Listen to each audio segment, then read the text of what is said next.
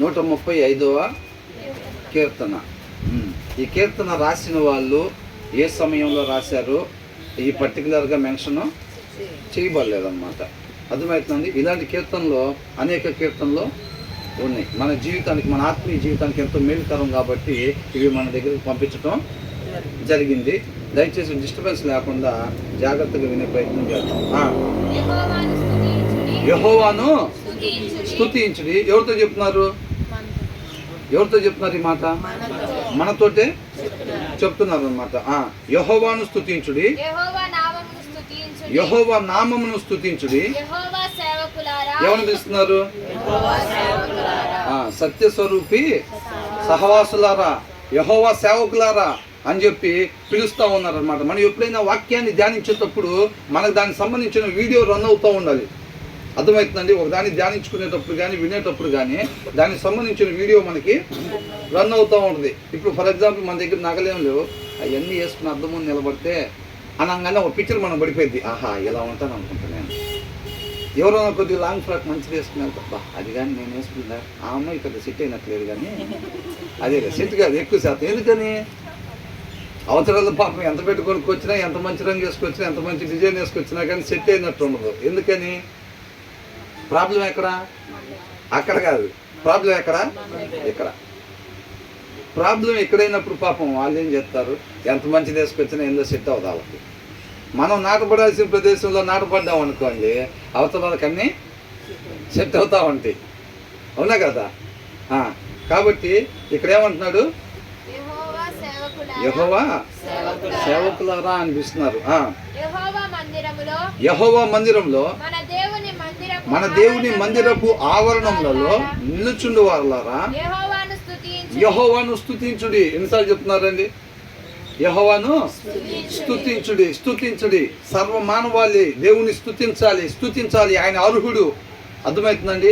ఆయన పూజార్హుడు, ఆయన పొగడ్తలకి అర్హుడు అని చెప్పి వాళ్ళందరూ కూడా అంట స్తుతించండి. దేవుని మందిరంలో ఉన్న వారులారా.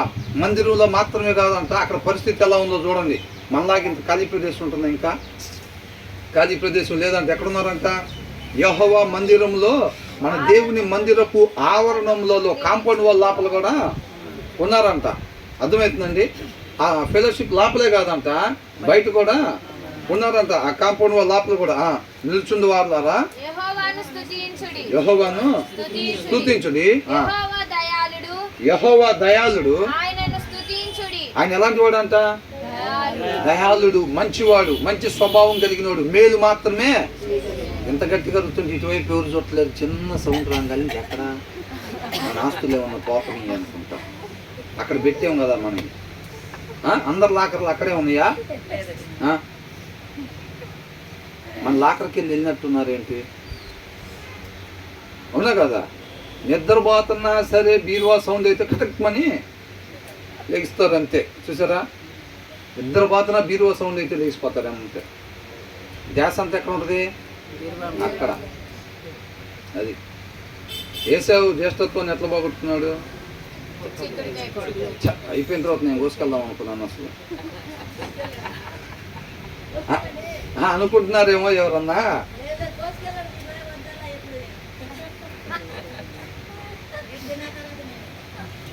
అట్లా అనుకుంటున్నారేమో ఎవరైనా, అందుకని వేరే వాళ్ళు తీసుకెళ్తుంటే అటువైపే చూస్తున్నారా అని అంటున్నాను. నాకు పూర్తి అవ్వలేదు అంతే. కొంతమంది ఏమైందంటే అపార్థం చేసుకున్నానంటే రిజెక్ట్ అవుతారు. ఏమనుంది? యెహోవా దయాళుడు, యెహోవాను స్తుతించుడి, ఆయన నామమును కీర్తించుడి, అది మనోహరము అని అంటున్నాడు. ఏంటంట? యెహోవాను. ఎందుకని అన్నిసార్లు చెప్తున్నారు? ఎందుకని? ఆయన అర్హుడు కాబట్టి, మనం చేయాల్సిన పని కాబట్టి. ఆపటానికి వీలు లేదు. ఏ విషయంలో చూసినా మొన్న ఏమనుకున్నాం? ఆయన మనల్ని ప్రేమించేదానికి మనం మోకరిస్తే ఏంటి, మళ్ళీ ఎప్పుడు లేకపోబుద్ధి అవ్వాలి? దానికి ఒక మిషనరీ పేరు కూడా చెప్పాంగా.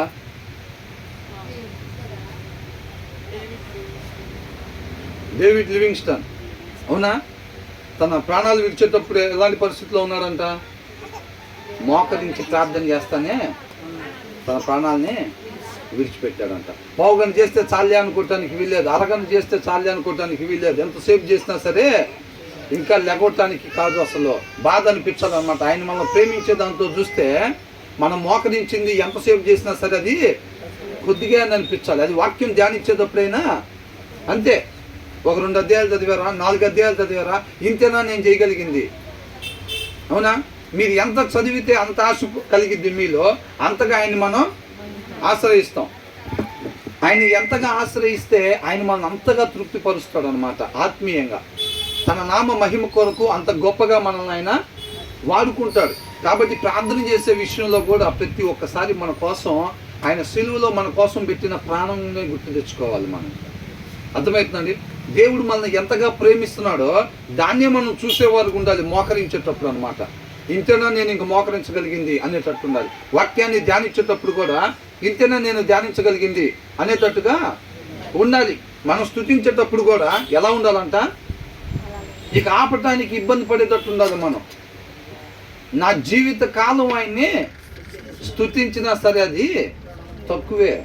మనం ప్రార్థన చేస్తూ ఉంటారు కదా, ఆ రుణం అట్లా ఉండవలసిందే అంట. అర్థమవుతుందండి? మన జీవితం మొత్తం పెట్టినా సరే ఆయన రుణం తీర్చుకోగలుగుతామా? తీర్చుకోగలిగింది కాదనమాట. అది అనమాట. ఆ ఫీల్ మనలోకి రావాలి. అర్థమవుతుందండి? ఆ భావోద్రేకాలు మనకి కలగాలి. దానికోసం అంటున్నారు, యెహోవాను స్తుతించుడి, యెహోవా నామమును స్తుతించుడి, యెహోవా సేవకులారా, యెహోవా మందిరంలో మన దేవుని మందిరపు ఆవరణంలో నిలుచుండు వారులారా యెహోవాను స్తుతించుడి. అందుకని అంటారు, ఏ ఒక్కరు కూడా మౌనంగా ఉండొద్దండి అని చెప్తా ఉంటారు. అవునా? అది గొప్ప భాగ్యంగా ఎంచుకోవాలన్నమాట. మౌనంగా ఉండటానికి వీల్లేదు. ఆరాధనకు వచ్చేసి ఊరకనే నిలబడి పోయినసారి అనుకున్నాం ఏమని, కొంతమంది వస్తారు బాడీ ప్రెసెంట్ మైండ్ ఆబ్సెంట్. ఆరాధన జరుగుతూనే ఉంటారు, కనీసం నోరు తెరవరు. వాళ్ళు నుంచొని అట్లా ఇట్లా మ్యూజిక్ ఏదైనా ఇన్స్ట్రుమెంట్స్ ప్లే చేస్తుంటే బాడీ మాత్రం ఊగుతూ ఉంటుంది, అటు ఇటు చూస్తూ ఉంటారు. ఏం జరుగుతుందో కూడా వాళ్ళకేమీ తెలియదు. హృదయపూర్వకంగా ఆయనకి స్తుతులు చెల్లించే వాళ్ళకు ఉండాలి. హృదయపూర్వకంగా ఆయన్ని ఆరాధించేవారుగా ఉండాలి. అది గొప్ప భాగ్యం ఎంచుకోవాలి. దాని విలువ తెలిసిన వాళ్ళు మాత్రమే అట్లాగా చేయగలుగుతారు. లేకపోతే నామకార్థంగా వచ్చిన వాళ్ళు ఏం చేస్తారు, అదే ప్రదేశంలో ఉంటారులే కానీ ప్రయోజనం ఏమీ ఉండదు. అవకాశాన్ని ఉపయోగించుకునే వారుగా ఉండరు. ఎంత గొప్ప భాగ్యం ఎంతోమంది అనుకుంటూ ఉంటారు ఈ టయాల్లో, అవునా?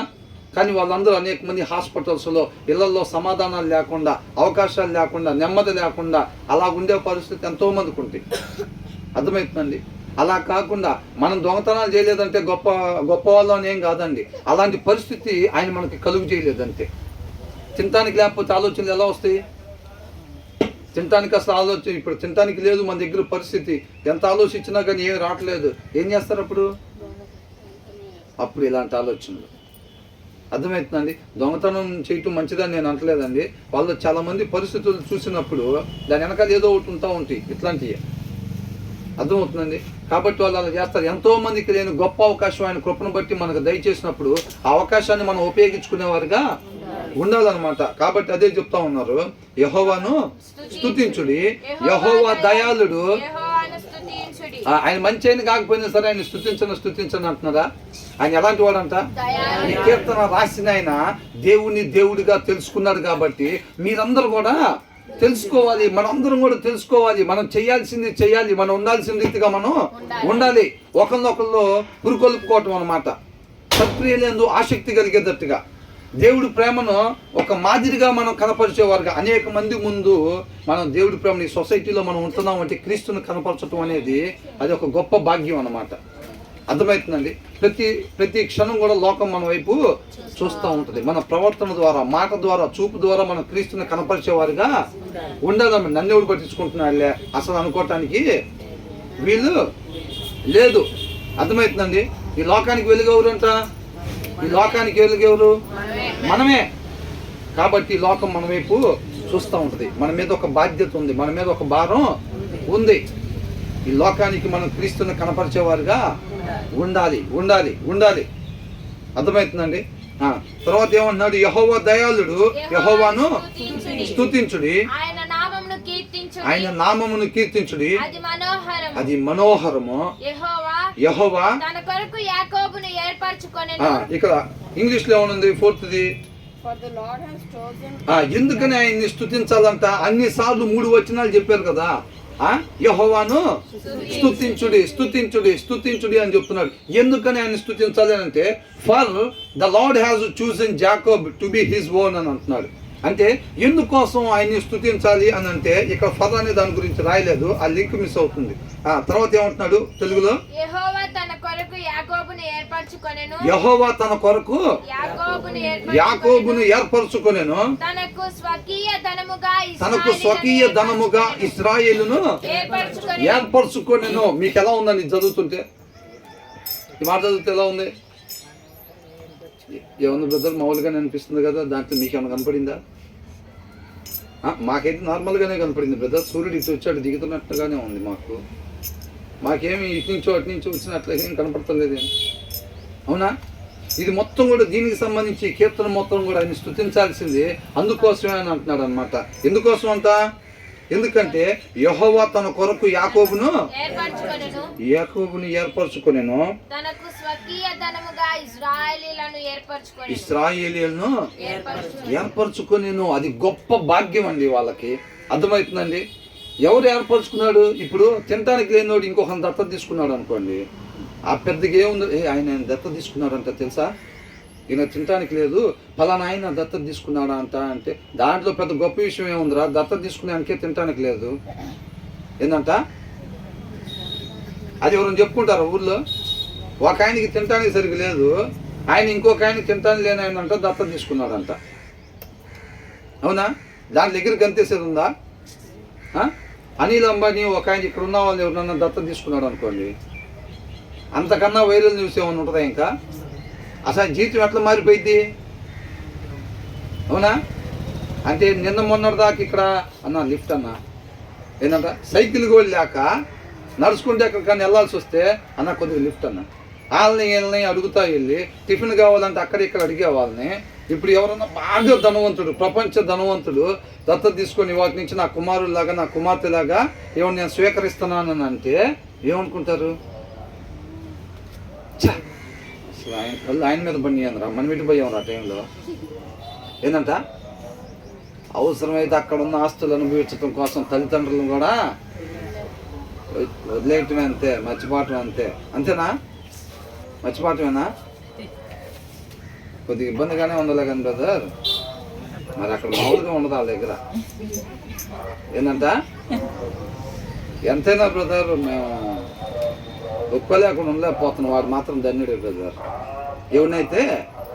ఎవరినైతే దత్తత తీసుకున్నారో వాడైతే అడిగిందంటున్నారు బ్రదర్, నన్నే అడిగాడు 3-4 సార్లు తినడానికి, లేకపోతే అది పరిస్థితి. అది వాళ్ళు దత్తత తీసుకోవటమేనా బ్రదర్? రేపాడు రోల్స్ రాయల్స్ కార్ వేసుకుని వస్తాడు అనుకుంటా, మనం ఇక్కడ పడుకొని నిద్రపోతున్నా. అదే వాడి టైంకి ఎట్లా పడుకున్నాడో అసలు, వాడు స్విమ్మింగ్ పూల్లో పడుకున్నాడో లేకపోతే వాడు 26వ అంతస్తులో పడుకున్నాడో, వాడు ఏం చేస్తున్నాడో రా బాబు అసలు. మనం టిఫిన్ చేస్తున్నా, వాడు ఏం తింటున్నాడు ఈ పాటికి. నేను ఈ బండి దగ్గర టిఫిన్ చేస్తాను కానీ వెళ్తే వాడు నన్ను అడగటానికి వచ్చేవాడు.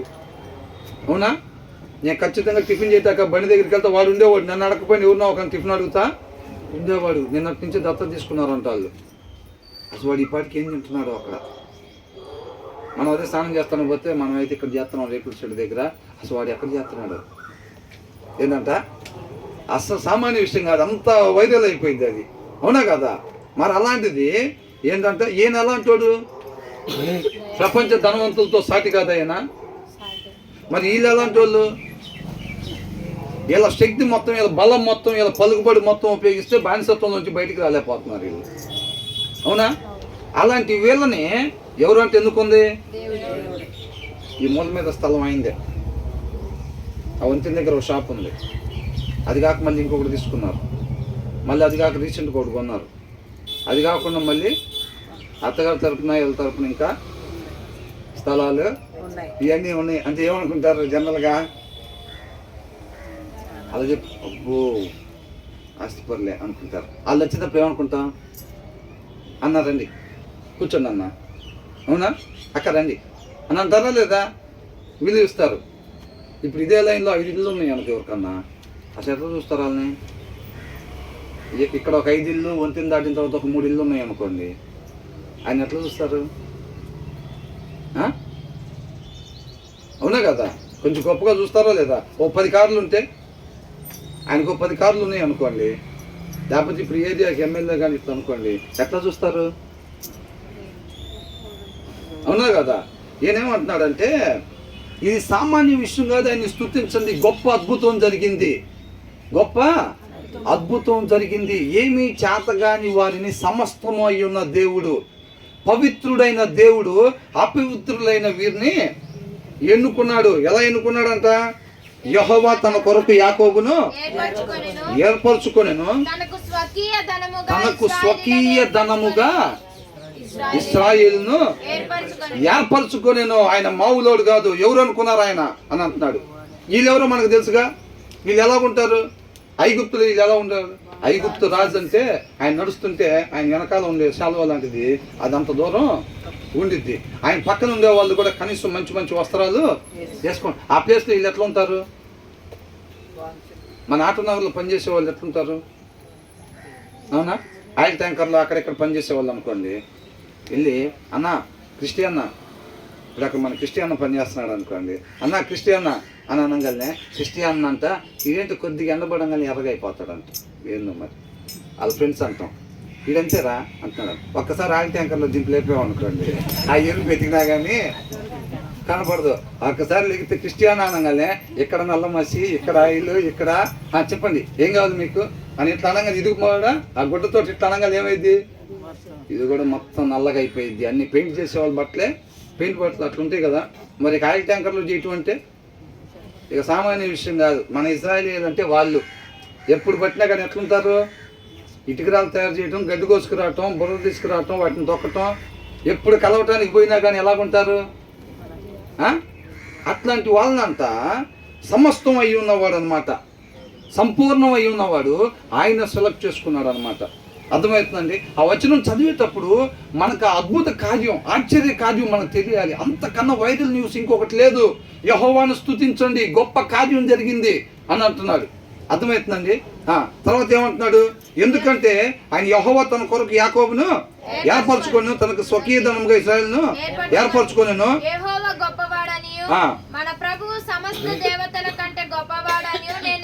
ఎవరంటేనా? సామాన్యుడు కాదు ఎన్నుకున్నవాడు, సామాన్యుడు కాదు. ఎవరంట? యెహోవా గొప్పవాడనియు, మన ప్రభువు సమస్త దేవతల కంటే గొప్పవాడనియు. ఈ కీర్తన ఎవరైతే రాశారో ఆయన అంటున్నాడు, నేను ఎరుగుదును, ఆయనగా నేను ఎరుగుదును అని అంటాడు. మీరు కూడా తెలుసుకోవాలి అని అంటున్నాడు. ఒక అద్భుత కార్యం జరిగింది. ఆయన ఎవరో ఎట్లాంటి వాడు? ఆయన సామాన్యుడు కాదు. మీరు కూడా తెలుసుకోవాలంటాడు. నేను ఎరుగుదును అని అంటున్నాడు. మనం ఎరిగి ఉన్నామా లేదా? ఈ రోజుల్లో ఆయనగా కొనియాడుతున్నావా లేదా? ఆయనగా గణపరుస్తున్నావా లేదా? ఆయనగా మహింపరుస్తున్నావా లేదా? అది చూసుకోవాలన్నమాట. మనలో ఒకటిగా చూసుకుంటున్నావా? ఆయనకి ఇవ్వాల్సిన స్థానం, ఆయనకి ఇవ్వాల్సిన మహిమను ఆయనకి చెల్లిస్తున్నామా లేదా అని అంటున్నాడు. యెహోవా గొప్పవాడనియు, మన ప్రభు సమస్త దేవతల కంటే గొప్పవాడనియు నేను ఎరుగుదును. ఆకాశమందును భూమి యందును సముద్రముల యందును మహాసముద్రములన్నిటి యందును ఆయన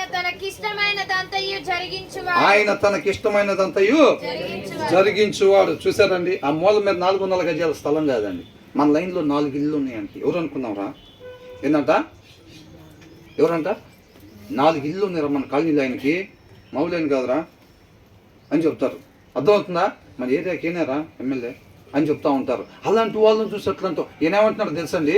ఆ తిరుగుతూ ఉండే భూములను చూసారా? ఇక్కడ 500 గజాలు, అక్కడ వచ్చి 6 ఎకరం పొలం, ఊర్లో ఇంకా 16 ఎకరాలు ఉందిరా నాయన. ఆయన సంగతి ఎంత చెప్పినా తక్కువే అంటున్నారా?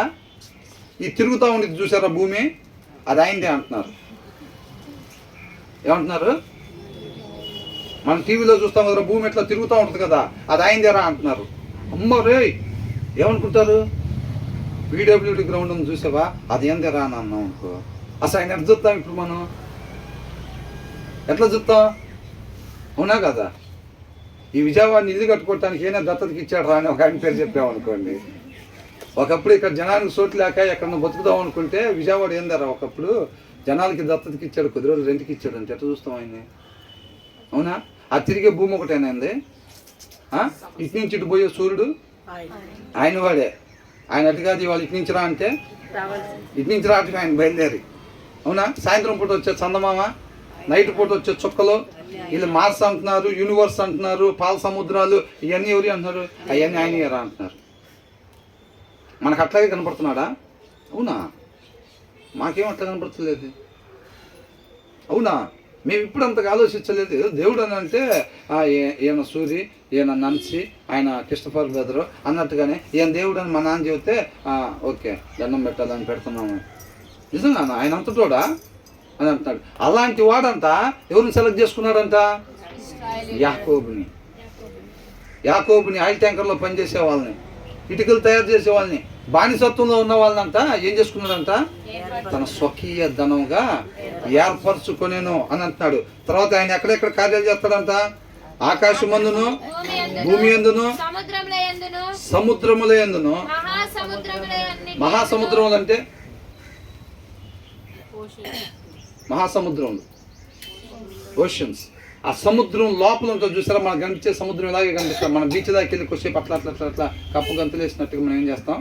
అంచమ్మడి కొద్దిగా అట్లా అట్లా గందిచ్చేసి వస్తాం. దాని పరిమాణం ఎంత ఉంటుంది అసలు? అవునా?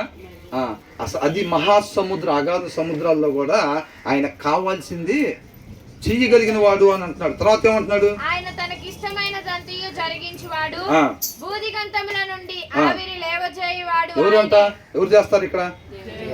ఇంకా ఆయనతో పాటు ఎవరెవరు చేయగలుగుతారు ఈ భూమి మీద? ఇంకెవరు చేయలేరు. అద్భుత కార్యాన్ని చూడండి అని అంటున్నాడు. ఆశ్చర్య కార్యాన్ని చూడండి, స్తుతించండి, స్తుతించండి, గొప్ప కార్యం జరిగిందని అంటున్నాడు. అర్థమవుతుందండి? ఆయన స్తుతులకు అర్హుడు, పూజార్హుడు. మనం చేయాల్సిందే. ఇలాగా మన జీవితం మొత్తం చేసినా సరే అది తీరేది కాదు. అలాంటి కార్యం జరిగింది. ఆయన అలా ప్రేమించేవాడు. ఆయన తోటి వారిని, అలాగుండే వాళ్ళని, ఆ స్థాయిలో ఉండే వాళ్ళని ప్రేమించేవాడు కాదు మనుషుల్లాగా. అర్థమవుతుందండి?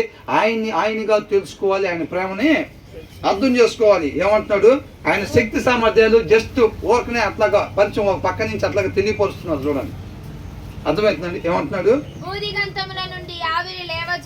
ఆవిరి లేవజేయువాడు ఆయనే,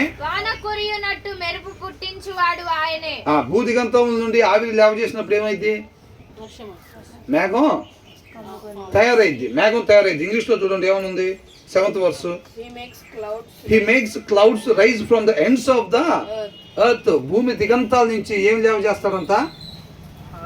ఆవిరిని లేవ చేసి మేఘాన్ని తయారు చేస్తాడంట. బల్బులను కనుక్కున్నా, విమానాలను కనుక్కున్నా, ఈ ఏడాడ పడిపోతా ఉంటాయి. ఈ కరెంట్ పోతే ఎలాగో ఈయన చిన్న చిన్నవి కనుక్కుంటూ ఉంటాడా? మరి ఏం చేస్తా ఉంటాడు? అసలు ఏం చేసే ఇంకెవరిని చేస్తారా? ఇక చేయటానికి లేదు. అది ఆయన అంటున్నాడు. ఆయన శక్తి సామర్థ్యాలు, ఆయన బలం అది అంటున్నాడు. ఆ భూదిగంతాల నుంచి ఆవిరిని లేవ చేయవాడు, వాన కురియున్నట్లు మెరుపును పుట్టించువాడు ఆయనే. అంటే సమస్త మానవాళి ఏదైతే గాలి పీల్చుకొని మనం సజీవంగా ఉంటున్నామో అది ఎక్కడి నుంచి వస్తాయంట? అది ఆయన దగ్గర నుంచి వస్తాయంట. ఇప్పుడు మనది పెట్రోల్ కానీ, డీజిల్ కానీ ఇప్పుడు వచ్చే దేశాలని అసలు ఎలా చూసుకుంటారు తెలుసా అండి? వాళ్ళతో ఎట్లా ఒప్పందాలు చేసుకుంటారో తెలుసా? అసలు వాళ్ళ మీద యుద్ధాలు చేయడానికి కూడా ఉండదు పరిస్థితి. వాళ్ళు ఏం చేస్తారు? ఆపేస్తాం అంతే. ఆపేస్తే బండ్లన్నీ ఆగిపోతాయి. వాహనాలు 4 వీలర్ కానీ 2 వీలర్ కానీ మొత్తం ఆగిపోతాయి. జనాలు మొత్తం ఎక్కడ ఉంటే ఆఫీస్ తీసుకెళ్ళి ఆడో పెడితే ఇది వెళ్తానికే పట్టింది రోజంతా. అవునా కదా? కాబట్టి వాళ్ళు ఏమనుకుంటారు? అలాంటి ఉండే పరిస్థితి అంట. ఏది పెట్రోల్ ఆపేస్తే, మన దగ్గర నుంచి మిర్చీలు ఆపేస్తే, దూద్ ఆపేస్తే కూడా బయట జనాలు ఇబ్బంది పడే పరిస్థితి. అవునా? అట్లాంటిది సమస్త మానవాళికి అవసరమైంది. ఏ ఒక్కళ్ళు కూడా క్రియేట్ చేయలేదు అనమాట. దేవుడి దగ్గర ఉండే అది. ఆయన ఏమంటున్నాడు? ఆయన నిధుల్లో నుంచి పంపిస్తాడంట. చెప్పండి. ఆయన తన నిధులలో నుండి గాలిని అంట ఆయన నిధుల్లో నుంచి పంపిస్తూ ఉంటాడు అన్నమాట. అర్థమవుతుందండి? ఆయన రాపేస్తే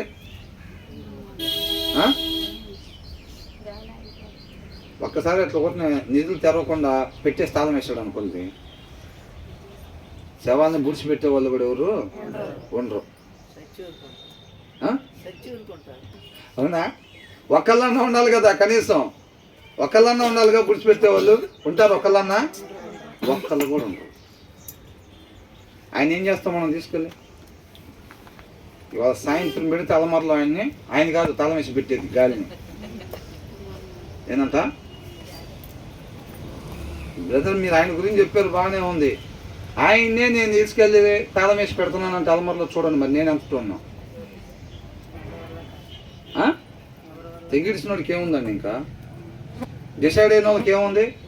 తాళం వేస్తారు, సీజ్ చేస్తారు అవసరమైతే. ఏంటంట డిసైడ్ అయ్యారు అనుకోండి, ఇంకా ఏంటి డిసైడ్ అయ్యేది? నరకానికి పోతానికి డిసైడ్ అయితే ఏముందండి ఇంకా? అవునా? డిసైడ్ అయితేనే పెట్టాలి ఇక దాన్ని. ఆదివారం సాయంత్రం నుంచి మళ్ళీ శుక్రవారం దాకా అలమరలో ఉన్నా కదా.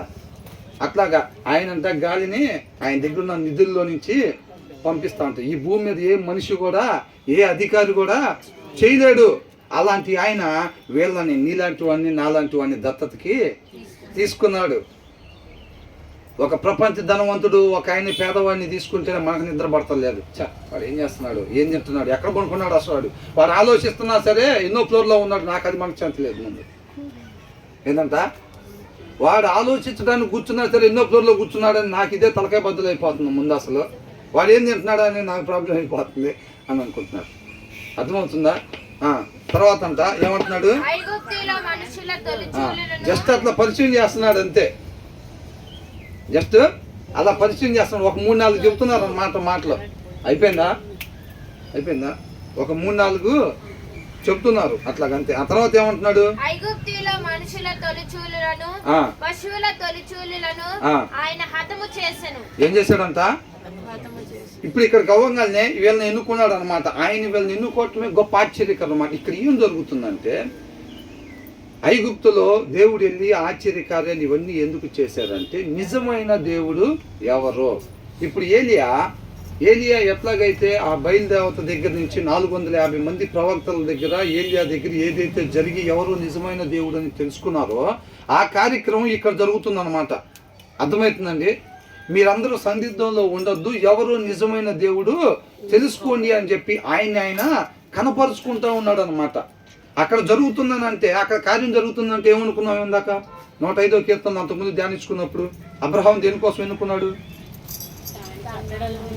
మనందరినీ ప్రేమించి మనందరం పోగొట్టుకున్న స్థితిలోకి మరలా మనల్ని నడిపించి తండ్రితో సమాధాన పరచటానికి పోగొట్టుకున్న స్థితిని దయచేయటం కోసం అబ్రహాంని పిలుచుకున్నాడు. వీళ్ళని ఎందుకు ఏర్పాటు చేసుకున్నాడంట?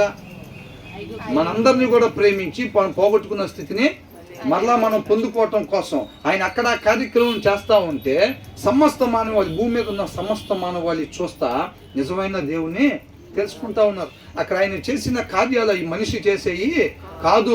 వాళ్ళు ఆ కార్యాలు చేసి అక్కడి నుంచి ఫరో దగ్గర నుంచి బయట పడలేదు.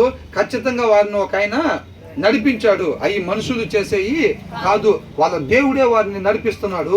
వాళ్ళ దేవుడే నిజమైన దేవుడు. అర్థమవుతుందండి? నెబుకద్నెజర్ ఏమన్నాడు? అబేద్నెగో, ఇప్పుడు షద్రక్ మెషక్ అబేద్నెగోలు వాళ్ళ మంటల్లో నుంచి వాళ్ళ దేవుడు బయటికి నడిపించారన్నప్పుడు ఏమన్నాడు? ఈయనే నిజమైన దేవుడు, ఈయనే పూజార్హుడు, ఈయన వంటి దేవుడు వేరొక దేవుడు లేడు అని అన్నాడు. నిజమైన దేవుణ్ణి కనుగొన్నాడు అన్నమాట. అర్థమవుతుందండి? అదే అక్కడ జరుగుతుంది అన్నమాట. మీరు అనుకుంటున్నారు కదా, అక్కడ దాన్ని నిలబెట్టారు కదా. వీళ్ళందరూ ఏంటి? నీటికి ఒక దేవుడు, గాలికి ఒక దేవుడు, తిండికి ఒక దేవుడు, వస్త్రాలకి ఒక దేవుడు. ఇక అన్నిటికి ఎన్ని పనులు మన జీవితంలో ఉంటే అన్ని పనులకి అంతమంది ఉంటున్నారు. అవన్నీ కాదు, మీరు సత్యం తెలుసుకోండి అని అంటున్నాడు అనమాట. కాబట్టి ఏం చేస్తున్నాడు? ఐగుప్తులో మనుషుల తొలిచూలులను పశువుల తొలిచూలులను ఆయన హతం చేసి అక్కడ ఏం జరుగుతుందంటే వీళ్ళందరూ ఏం చేశారు? ఇప్పుడు అక్కడికి వెళ్ళగానే ఈయన కర్ర తీసుకొచ్చి అక్కడ ఏం అది పాముగా మారింది. వాళ్ళు కూడా ఏం చేస్తున్నారు? వాళ్ళు కర్ర అంటే వాళ్ళ శక్తి ఉపయోగిస్తున్నారు అన్నమాట. ఇక్కడ దేవుని శక్తి ఉపయోగించబడతా ఉంది. తర్వాత వాళ్ళ దేవుని, వాళ్ళ శక్తిని, వాళ్ళ దేవుడి శక్తిని వాళ్ళు ఉపయోగిస్తున్నారు. వాళ్ళు ఎవరైతే అనుకుంటున్నారో దేవుడు అని వాళ్ళ శక్తిని ఉపయోగిస్తున్నారు. తర్వాత ఇక్కడ ఏమవుతుంది? నిజమైన దేవుడిని శక్తి ఉపయోగించబడుతుంది. అక్కడ అదే జరుగుతున్న కార్యం. ఇది ఎవరెవరు చూస్తున్నారు? ఇప్పుడు క్రికెట్ స్టేడియం ఎలా ఉంటుందండి? చుట్టూ స్టెప్స్ ఎలా ఉండి పైకి అందరికి కనపడేటట్టుగా మధ్యలో గ్రౌండ్. సర్కస్ ఎలా ఉంటుంది?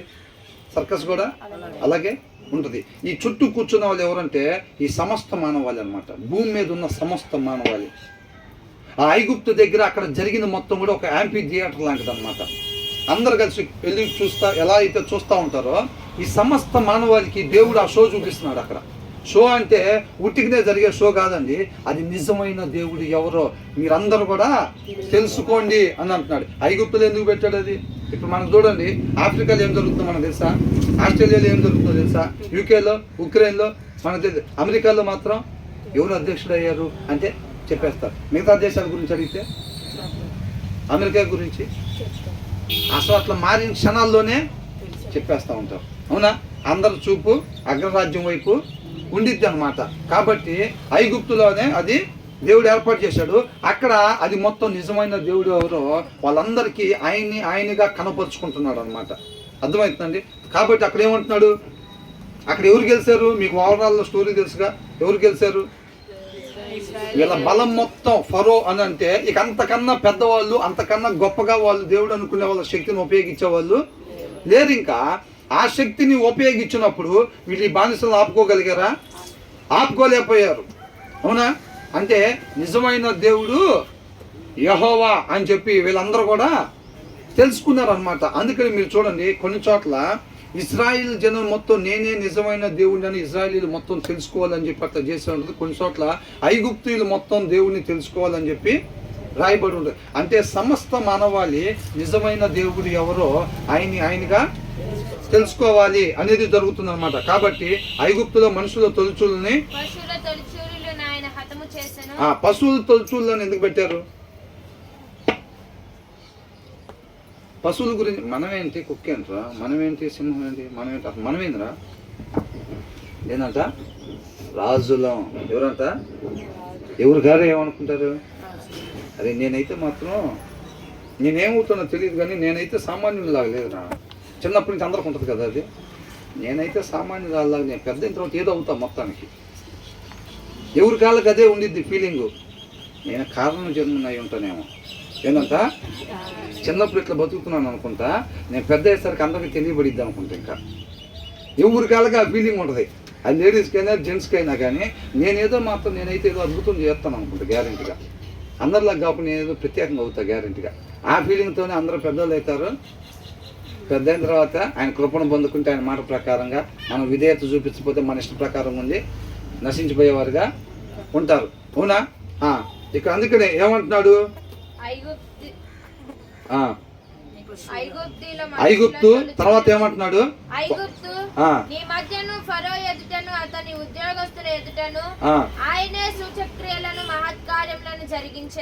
ఏమంటున్నాడు?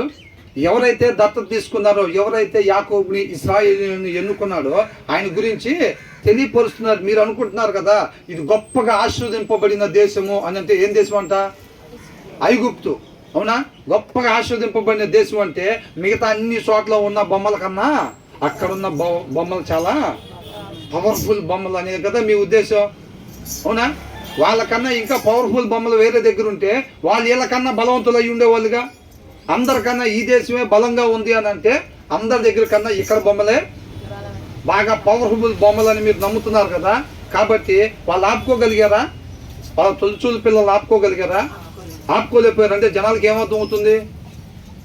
అక్కడ ప్రదర్శన జరిగిందా లేదా? ప్రదర్శన జరుగుతుంటే పరో నువ్వు ఉపయోగించు, నీ పవర్ ఉపయోగించు, మన దేవుడి పవర్ ఉపయోగించు అంటున్నారు వీళ్ళు. ఉపయోగించిన మొత్తం ఉపయోగించాను రా అని అంటున్నాడు ఈయన. అవునా? ఉన్న పెద్ద వస్త్రం ఏమంటారు దాన్ని? ఆ పెద్ద అస్త్రం వాడేసాను అంటాడు. అంటేనే ఇక మన కాడ ఏం లేవు అంటున్నాడు, ఇంకేం లేవు అని అంటున్నాడు. పాత సినిమాలు చూసేవాళ్ళ వీళ్ళు బాణం వేయగలనే అది అని వెళ్తూ ఉంటుంది. వీళ్ళు ఏం చేస్తారు? ఇలాపలే అది నిజంగా బయట అయితే అది ఎప్పుడు వెళ్ళి వాడు గుండెలో దిగుబడి అది చచ్చిపోయి ఉండాలి. అది ఆల్రెడీ పావుగంట ప్రయాణం చేసిన తర్వాత వీడప్పుడు తీస్తూ ఉంటాడు ఇంకో బాణం. ఏంటంట? ఇంకోటి తీసి వీడు కూడా వేయగలనే. వీడేం చేస్తాడు? వీడు వేసిన బాణం పావుగంట సేపు ప్రయాణం చేసి మంటలో కక్కుంటూ వస్తూ ఉంటుంది. వాడు వేస్తాడు ఒక బాణం, అది ఒక పావుగంట కక్కిన తర్వాత నీళ్లు జిమ్ముతూ వస్తూ ఉంటుంది. అది చూడలేదు ఎవరు?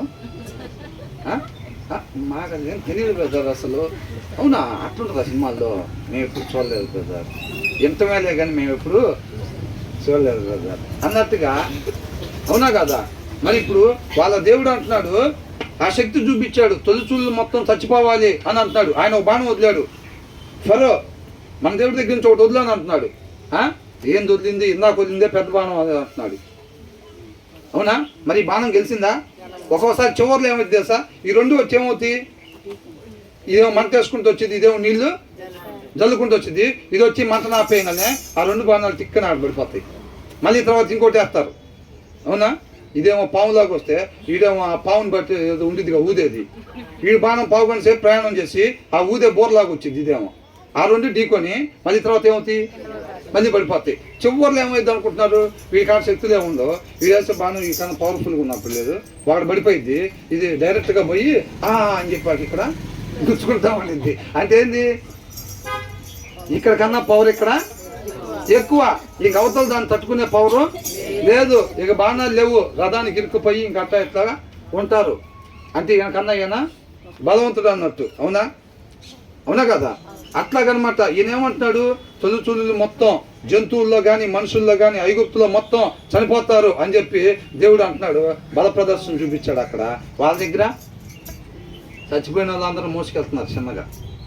ఏం చేస్తున్నారు, ఇక లేవు ఇంకెక్కడేమి, మేము ఎంత పెద్ద నిలబెట్టాంలే కానీ ఇక్కడ ఇంకేం లేవు అక్కడ అని అంటున్నాడు. అర్థమైందా? జనాలు మొత్తం చూస్తున్నారు.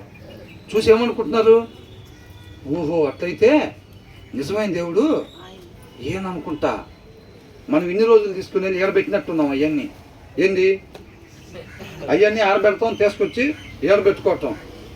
అవునా? అయితే ఆడేం లేదనుకుంటా అసలు అట్లయితే అని జనాలు మొత్తం ఆలోచిస్తున్నారు అన్నమాట. 450 మంది ప్రవక్తలు డ్యాన్స్ వేసి కోసుకొని రక్తాలు అక్కడ దాల్చి ఆ బొమ్మ దగ్గర అది చేసి నాట్యం చేసి మొత్తం చేస్తే ఏమైంది, ఏమైనా మంట వచ్చిందా పైనుంచి? ఏమి రా, బూడిద కూడా రాలా. అవునా? ఈయన మొత్తం కోసుకొని తొడగోసి మెడగోసి మొత్తం చేశాడు. ఈయన కూడా, ఏలియా గారు కూడా ఒక్కసారి అంతే, ఒక్కసారి చిన్న ప్రార్థన మోకరించి ఒక్క మాట, నా నామాన్ని గణపరచు తండ్రి అన్నాడా? ఏమన్నాడు? నీ నామాన్ని గణపరుచుకో. వీళ్ళందరూ నిన్నుగా నిజమైన దేవుడని నువ్వే అని చెప్పి తెలుసుకోవటానికి ఆ కార్యం జరిగించమనగానే ఒక్కసారి అగ్ని దిగి వచ్చిందండి. అప్పుడు వాళ్ళందరూ ఏమనుకున్నారు, దానికి ముందు మాటలు ఏం జరిగినాయో తెలుసండి. ఏమంటే ఇక్కడ జరుగుతున్న ప్రదర్శన ఏంటంటే, ఇప్పుడు ఇట్లాగా ఎవరైతే అగ్ని దిగి వస్తే వాళ్ళ దేవుడే నిజమైన దేవుడు అని ఆహాబ్ రాజు కూడా వీళ్ళు కూడా అందరూ ఒప్పుకున్నారనమాట. ఒప్పుకొని అప్పుడు వీళ్ళకి ఉన్న కాన్ఫిడెన్స్ ఏంటి, ఏం మన దేవుడే నిజమైన దేవుడు, ఖచ్చితంగా మనం ప్రార్థన చేసినప్పుడే వాళ్ళ ఆరాధన ఎట్లుంటుంది, ఇంత 4 బయట పెట్టి నిమ్మకాయలను వేసుకొని, సరేలే మైక్లో మనకు ఎందుకులే కానీ అవన్నీ భయంకరంగా ఆరాధన అయితే దగ్గరికి వస్తారు ఎవరిని చూస్తే. అందుకని కొంత నా చిన్నప్పటి నుంచి ఏంటంటే, అమ్మో ఇక్కడ ఉండేది, ఇక్కడ కొండ మీద ఉండేదాన్ని అంట చూస్తే 3 రోజులు జ్వరం వచ్చిందంట అని చెప్పేవాళ్ళు. నాకు అసలు బాటా కూడా భయం వేసేది అప్పుడు ఎంతగా ఉండేది. సీతంకాయలు కోసుకోవటం, నేరేడుకాయలు కోసుకుంటూ వెళ్తే అప్పుడు ఈ మాట ఇవన్నీ, అది 3 రోజులు జ్వరం వచ్చిందంట వస్తుందంట అసలు అని అంటే భయపడిపోతారు. అవునా కదా? వాళ్ళకుండే కాన్ఫిడెన్స్ ఏంటంటే, మనం పిలిస్తేనే వచ్చేది. అవునా? ఇదిగో మనం పిలిస్తేనే వస్తాడు, వాళ్ళు పిలిస్తే రాడు, కార్యం జరగదు అనే కాన్ఫిడెన్స్ వాళ్ళకు ఉంది. సరే కానివ్వండి, సరే కానివ్వండి, అట్లాగే చేద్దాం కానివ్వండి. నిజంగా అగ్ని దిగి వస్తే ఎవరు పిలిచినప్పుడు, ఎవరు దేవుడు పిలిచినప్పుడు వస్తే వాళ్ళే నిజమైన దేవుడు, కానివ్వండి ఒప్పుకుందాం కానివ్వండి అని చెప్పి అప్పుడు వీళ్ళున్న కాన్ఫిడెన్స్ లేదు. రాజుతో సహా అందరూ ఒప్పుకున్నారు. అక్కడ ప్రదర్శనని పెట్టారు. పెట్టినప్పుడు ఏం చేశారు, వాళ్ళు పొద్దు నుంచి సాయంత్రం దాకా ప్రయత్నం చేశారు. అయిందా? ఇక కాలేదు. మామూలు దాన్ని అప్పుడు దాకా ఎండలో ఉండేది కూడా కాలేదు, కనీసం అది దహింపబడలేదు. ఈయన ఏం చేసాడు, వచ్చిన తర్వాత మొత్తం నీళ్ళు పోయిన దాని మీద అన్నాడు.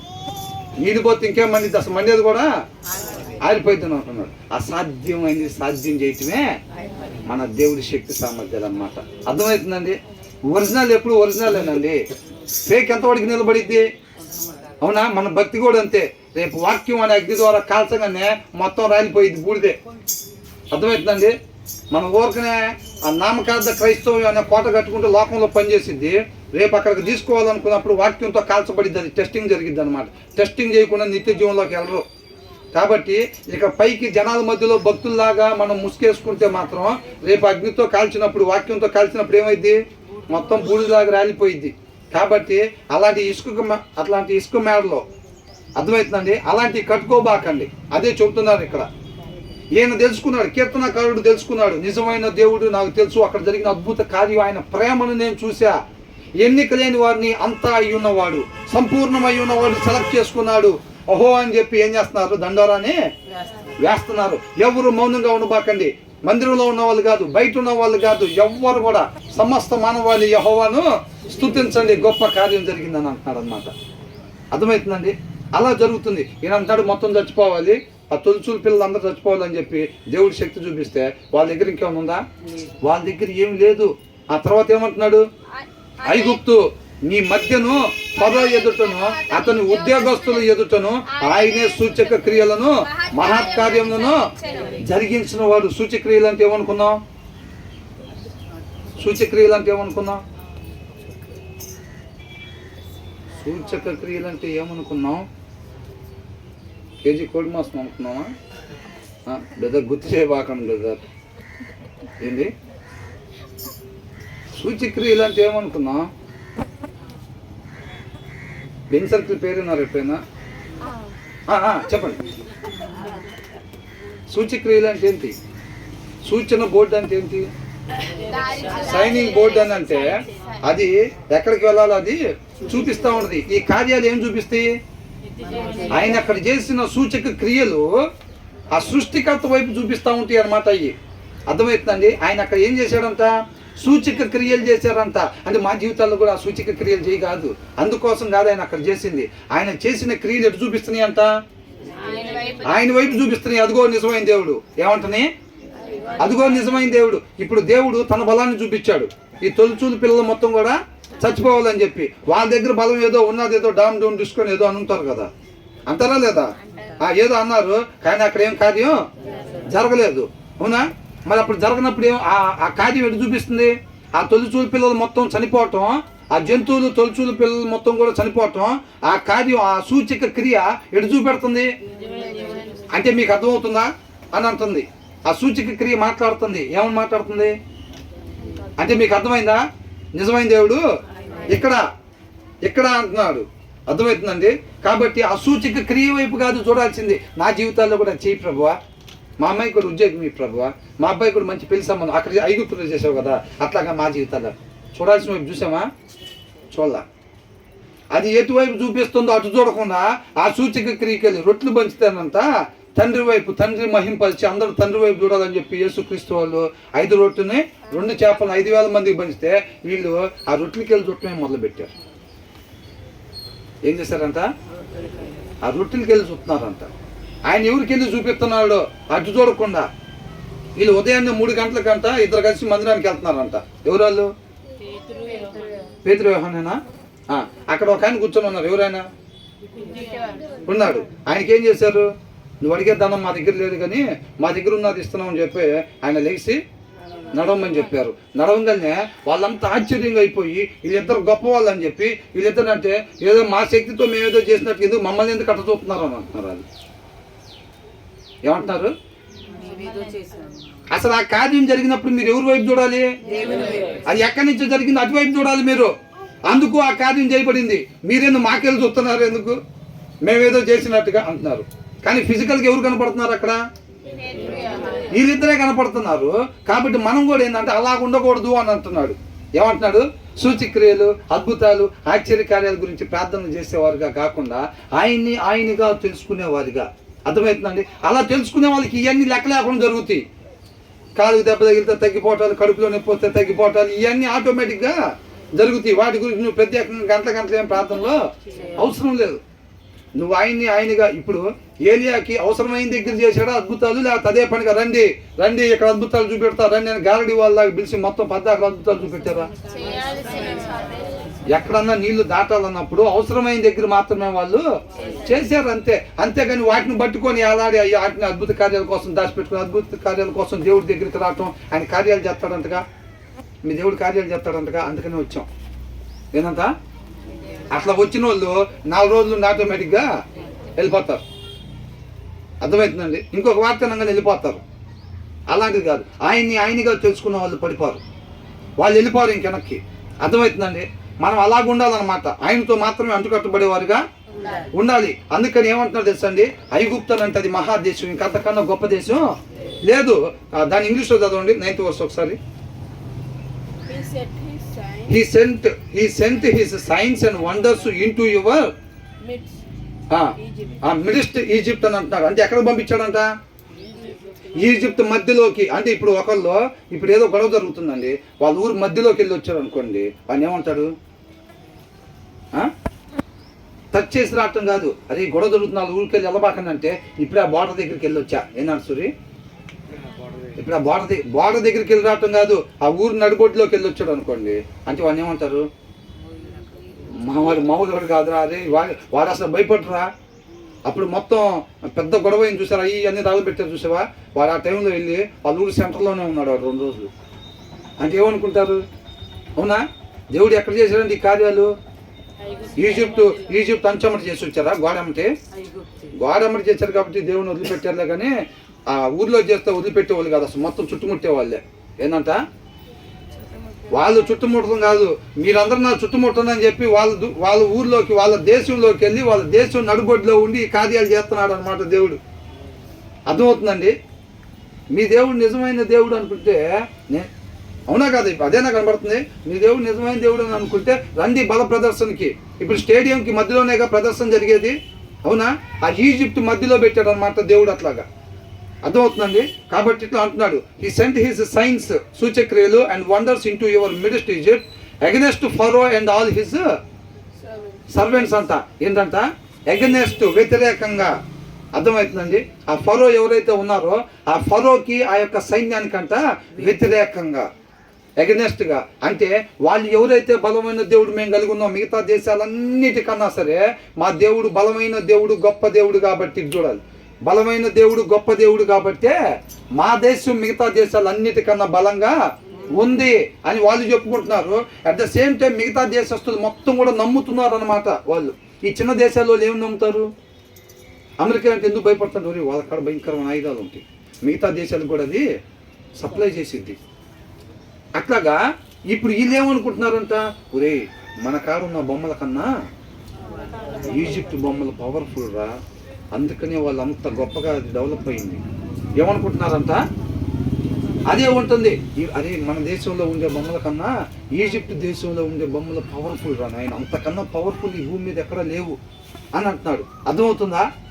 అయ్యి ఈజిప్ట్లో ఉన్నాయంట, అక్కడ బల ప్రదర్శన దేవుడు పెట్టాడు. కాబట్టి మీ దగ్గర ఉన్న అన్నిటికన్నా పవర్ఫుల్ అనుకుంటున్నారు చూసారా, దానికి వ్యతిరేకంగా మీ ఊరు మధ్యలో దేవుడు తన బల ప్రదర్శనని చేస్తున్నాడు అని అంటున్నాడు. తర్వాత అనేకులైన అన్యజనులను బలిష్ఠులైన రాజులను ఆయన హతము చేసినవాడు. ఏం చేశాడంట, అక్కడ బల ప్రదేశాన్ని సూచక్రియలు చేస్తున్నాడు అనమాట. వాళ్ళు ఎవరైతే రాజు బలవంతుడు అనుకుంటున్నారు చూసారా, ఆ రాజుకున్న బలం ఎక్కడి నుంచి వచ్చిందని వాళ్ళ ఉద్దేశం. ఫరో బలం ఏంటి? ఫరో బలం ఏంటి? ఐగుప్తుకే ఫరో బలం. అవునా, ఆ ఫరో యొక్క బలం ఏంటి?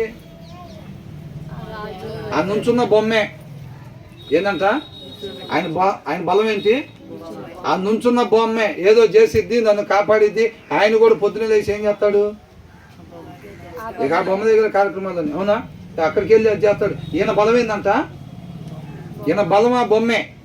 అవునా, కాబట్టి ఏమంటున్నాడు, అనేకులైన ఆ రాజులు ఎవరైతే ఉన్నారో మా దగ్గర ఉన్నాయి మామూలు బలమైనది కాదు, అది తీస్తే పవర్ఫుల్ అని అనుకుంటారు కదా.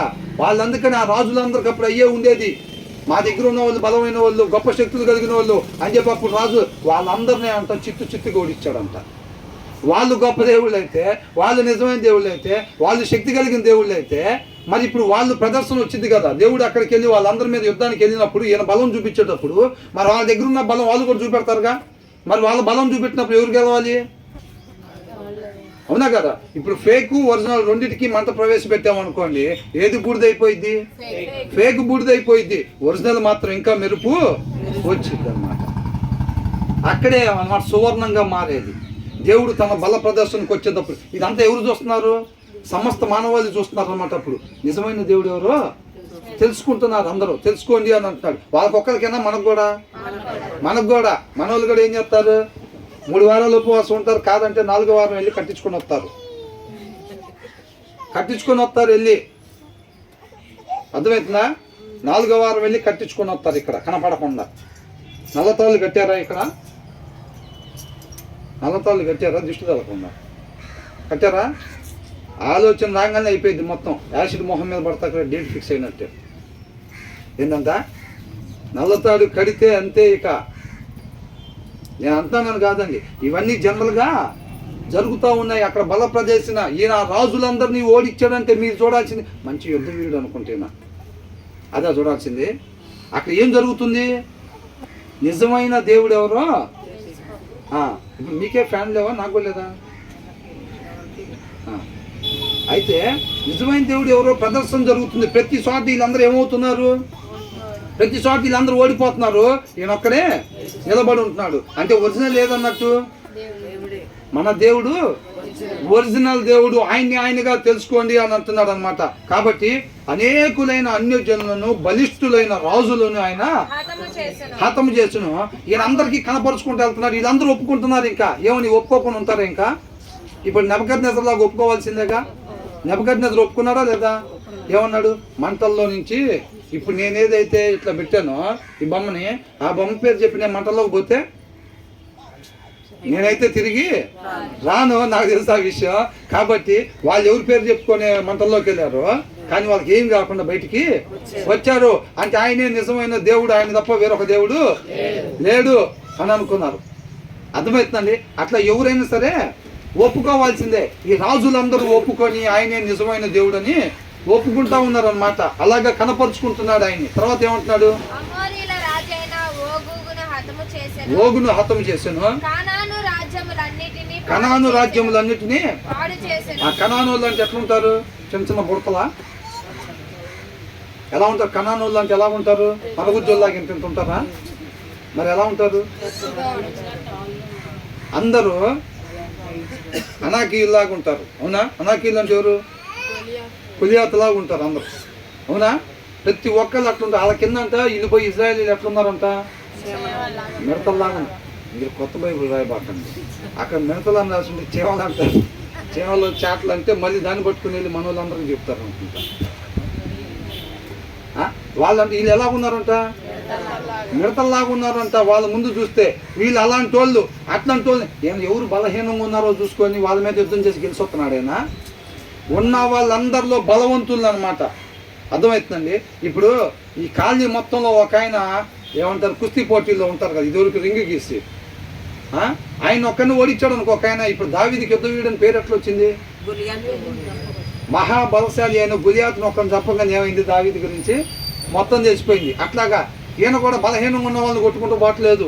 ఉన్న వాళ్ళల్లో బలమైన వాళ్ళని, బలమైన విగ్రహాలు ఉన్నాయి అనుకునే వాళ్ళని, శక్తి కలిగిన విగ్రహాలు మా దగ్గర ఉన్నాయి అనుకుంటున్నారు చూసారా, వాళ్ళ దగ్గరికి వెళ్ళి ఆయన పవరు చూపెడుతున్నాడు. చూపెట్టినప్పుడు వాళ్ళు చిత్తుగా ఓడిపోతున్నారు. అప్పుడు నిజమైన దేవుడు ఎవరు అనేది అందరికీ తెలుస్తుంది. అది అంటున్నాడు అనమాట.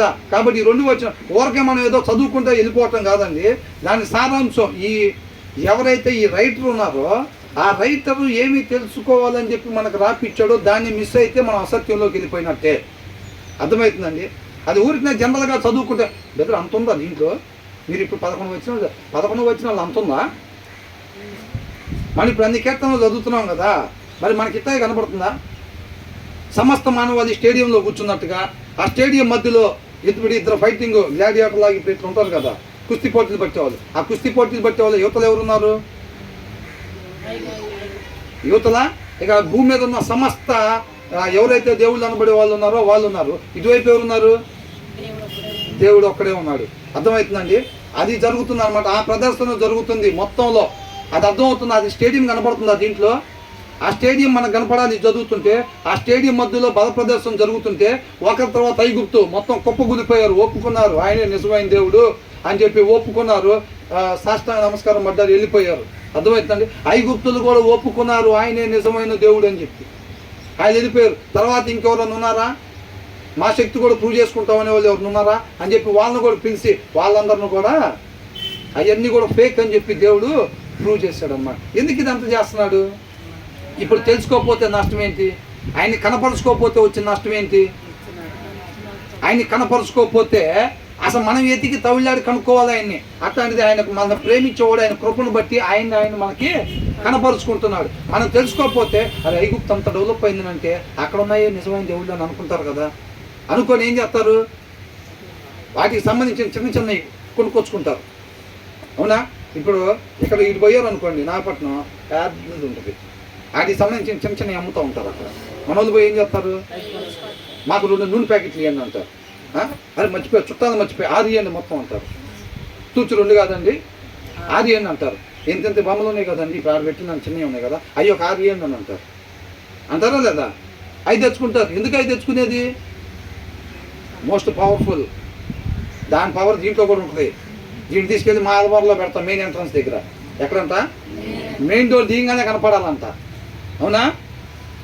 మెయిన్ డోర్ దిగగానే కళ్ళతో ఇటు కొట్టిద్దా?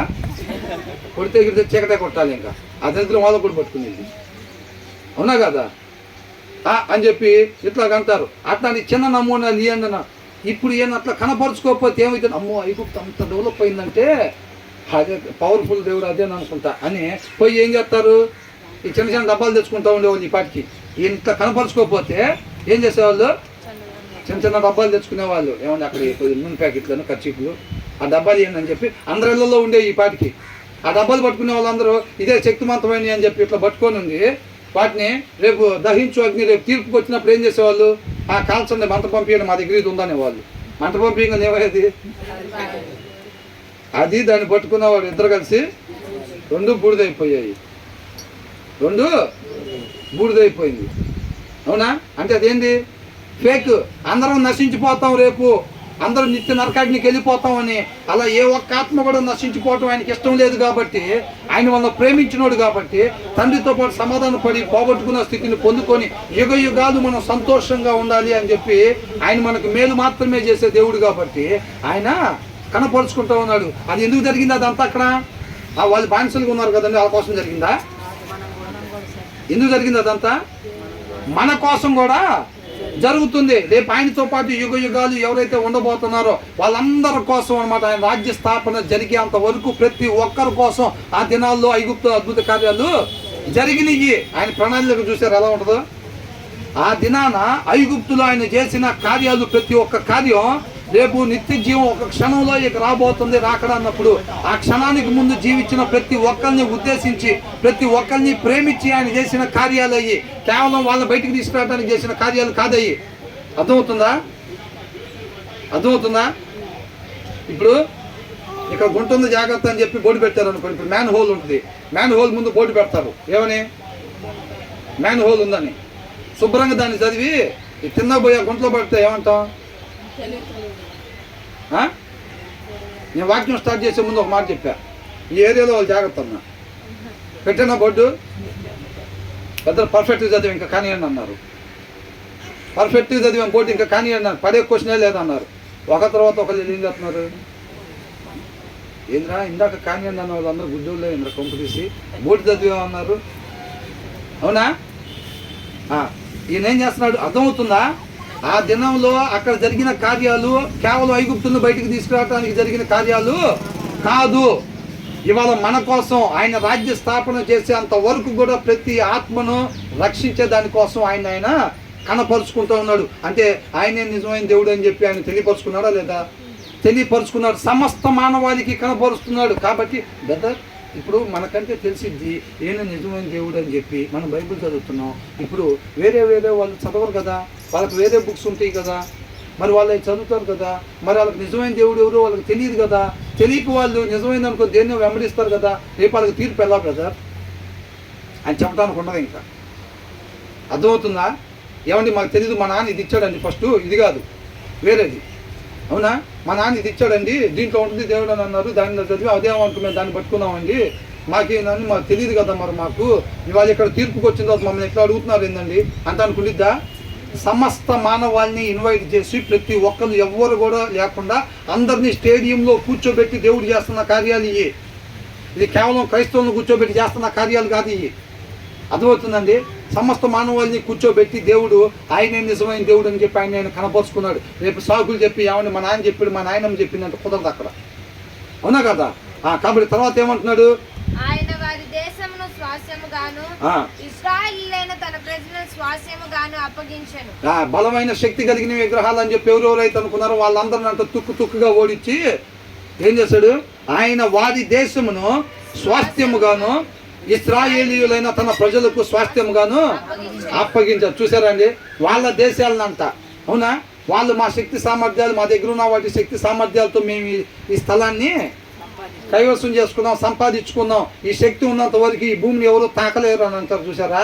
ఆ భూమిని తాకటం కాదు, వాళ్ళ మొత్తాన్ని ఊరికే తేనెతట్టు మీద ఏగల్లాగా అట్లా పక్కకు అనేసి ఇదిగో చూడండి దయచేసి అర్థమవుతుందండి. ఏమంటున్నారు, తేనెతట్టు మీద ఏగల్లాగా వాళ్ళందరినీ ఇట్లా పక్కకు తీసేసి ఆ భూమిని తీసుకొచ్చి ఎవరికి ఇచ్చారంట, వీళ్ళని ఎన్నుకున్నారు చూసారా. ఆయిల్ ట్యాంకులో మట్టిలో పని చేసుకుంటూ ఉంటారు చూడు, ఎందుకంటే మీకోసం అని అంటున్నాడు. అవునా, అసలు వాడు ఏం చేస్తున్నాడో, వాడు ఎక్కడ మంచం మీద కొనుక్కున్నాడో అసలు అనుకుంటున్నారు చూసారా. ఆ ఫరో ఉండే ప్రదేశాలు ఇవన్నీ చూసారా, ఆ కనాను దేశం పాలు తేనెలు ప్రవహించే దేశం చూసారా, ఎందుకంటే మీకోసం అని అంటున్నారు. మీరు పడుకొని మీరు ఆడుకొని అంటున్నారు, మీరు కష్టపడకుండా మీరు సంపడకుండా ఉన్నాయి మీకు ఇచ్చాను అని అంటున్నాడు. అర్థమవుతుందండి. అక్కడ ఒక ద్రాక్ష లాంటి ఇద్దరు కలిసి మోసుకెళ్ళే పరిస్థితి ఉండిద్దంట. అలాంటి దేశాన్ని ఈయన శక్తి సామర్థ్యాలు ఈయనగా కనపరుచుకొని ఈయన తీసుకొచ్చి వీళ్ళకి ఇచ్చాడంట. అదే అంటున్నాడు, ఆయన వారి దేశమును స్వాస్థ్యముగాను ఇశ్రాయేలీయులైన తన ప్రజలకు స్వాస్థ్యముగాను అప్పగించను. యెహోవా నీ నామము నిత్యము నిలుచు. 13 అది ఇంగ్లీష్లో చూడండి ఒకసారి. Your name lord endures for ever. ఏంటంట, నీ నామం నిత్యము నిలుచుండిద్ది అనమాట. అర్థమవుతుందండి. అంటే ఆయన కొంతకాలం ఉండి వెళ్ళిపోయేవాడా? ఇప్పుడు వాళ్ళు ఏమనుకుంటారు, మరి ఈ వీడియో అప్లోడ్ చేయాలని చాలా కష్టతరంగానే ఉంది. అవునా, వాళ్ళు ఎవరైతే దేవుడు అనుకుంటారో, ఏడు ఉన్నాడా అంటే లేడు, చచ్చిపోయాడు ఆయన. ఒకప్పుడు ఈ భూమి మీద బాగా పరిపాలన చేశాడు ఆయన. ఇంకొక ఆయన కూడా ఒకసారి బాగా పరిపాలన చేశాడు. ఇంకొక ఆయన కూడా ఒకప్పుడు, వాళ్ళంతా పుట్టి చనిపోయిన మనుషులే. అవునా, వాళ్ళందరినీ ఏం చేస్తున్నారు, వీళ్ళు చేసుకుంటున్నారు. అర్థమవుతుందా? అట్లా ఎవరేది చెప్పంగానే దాన్ని నమ్మేస్తారా?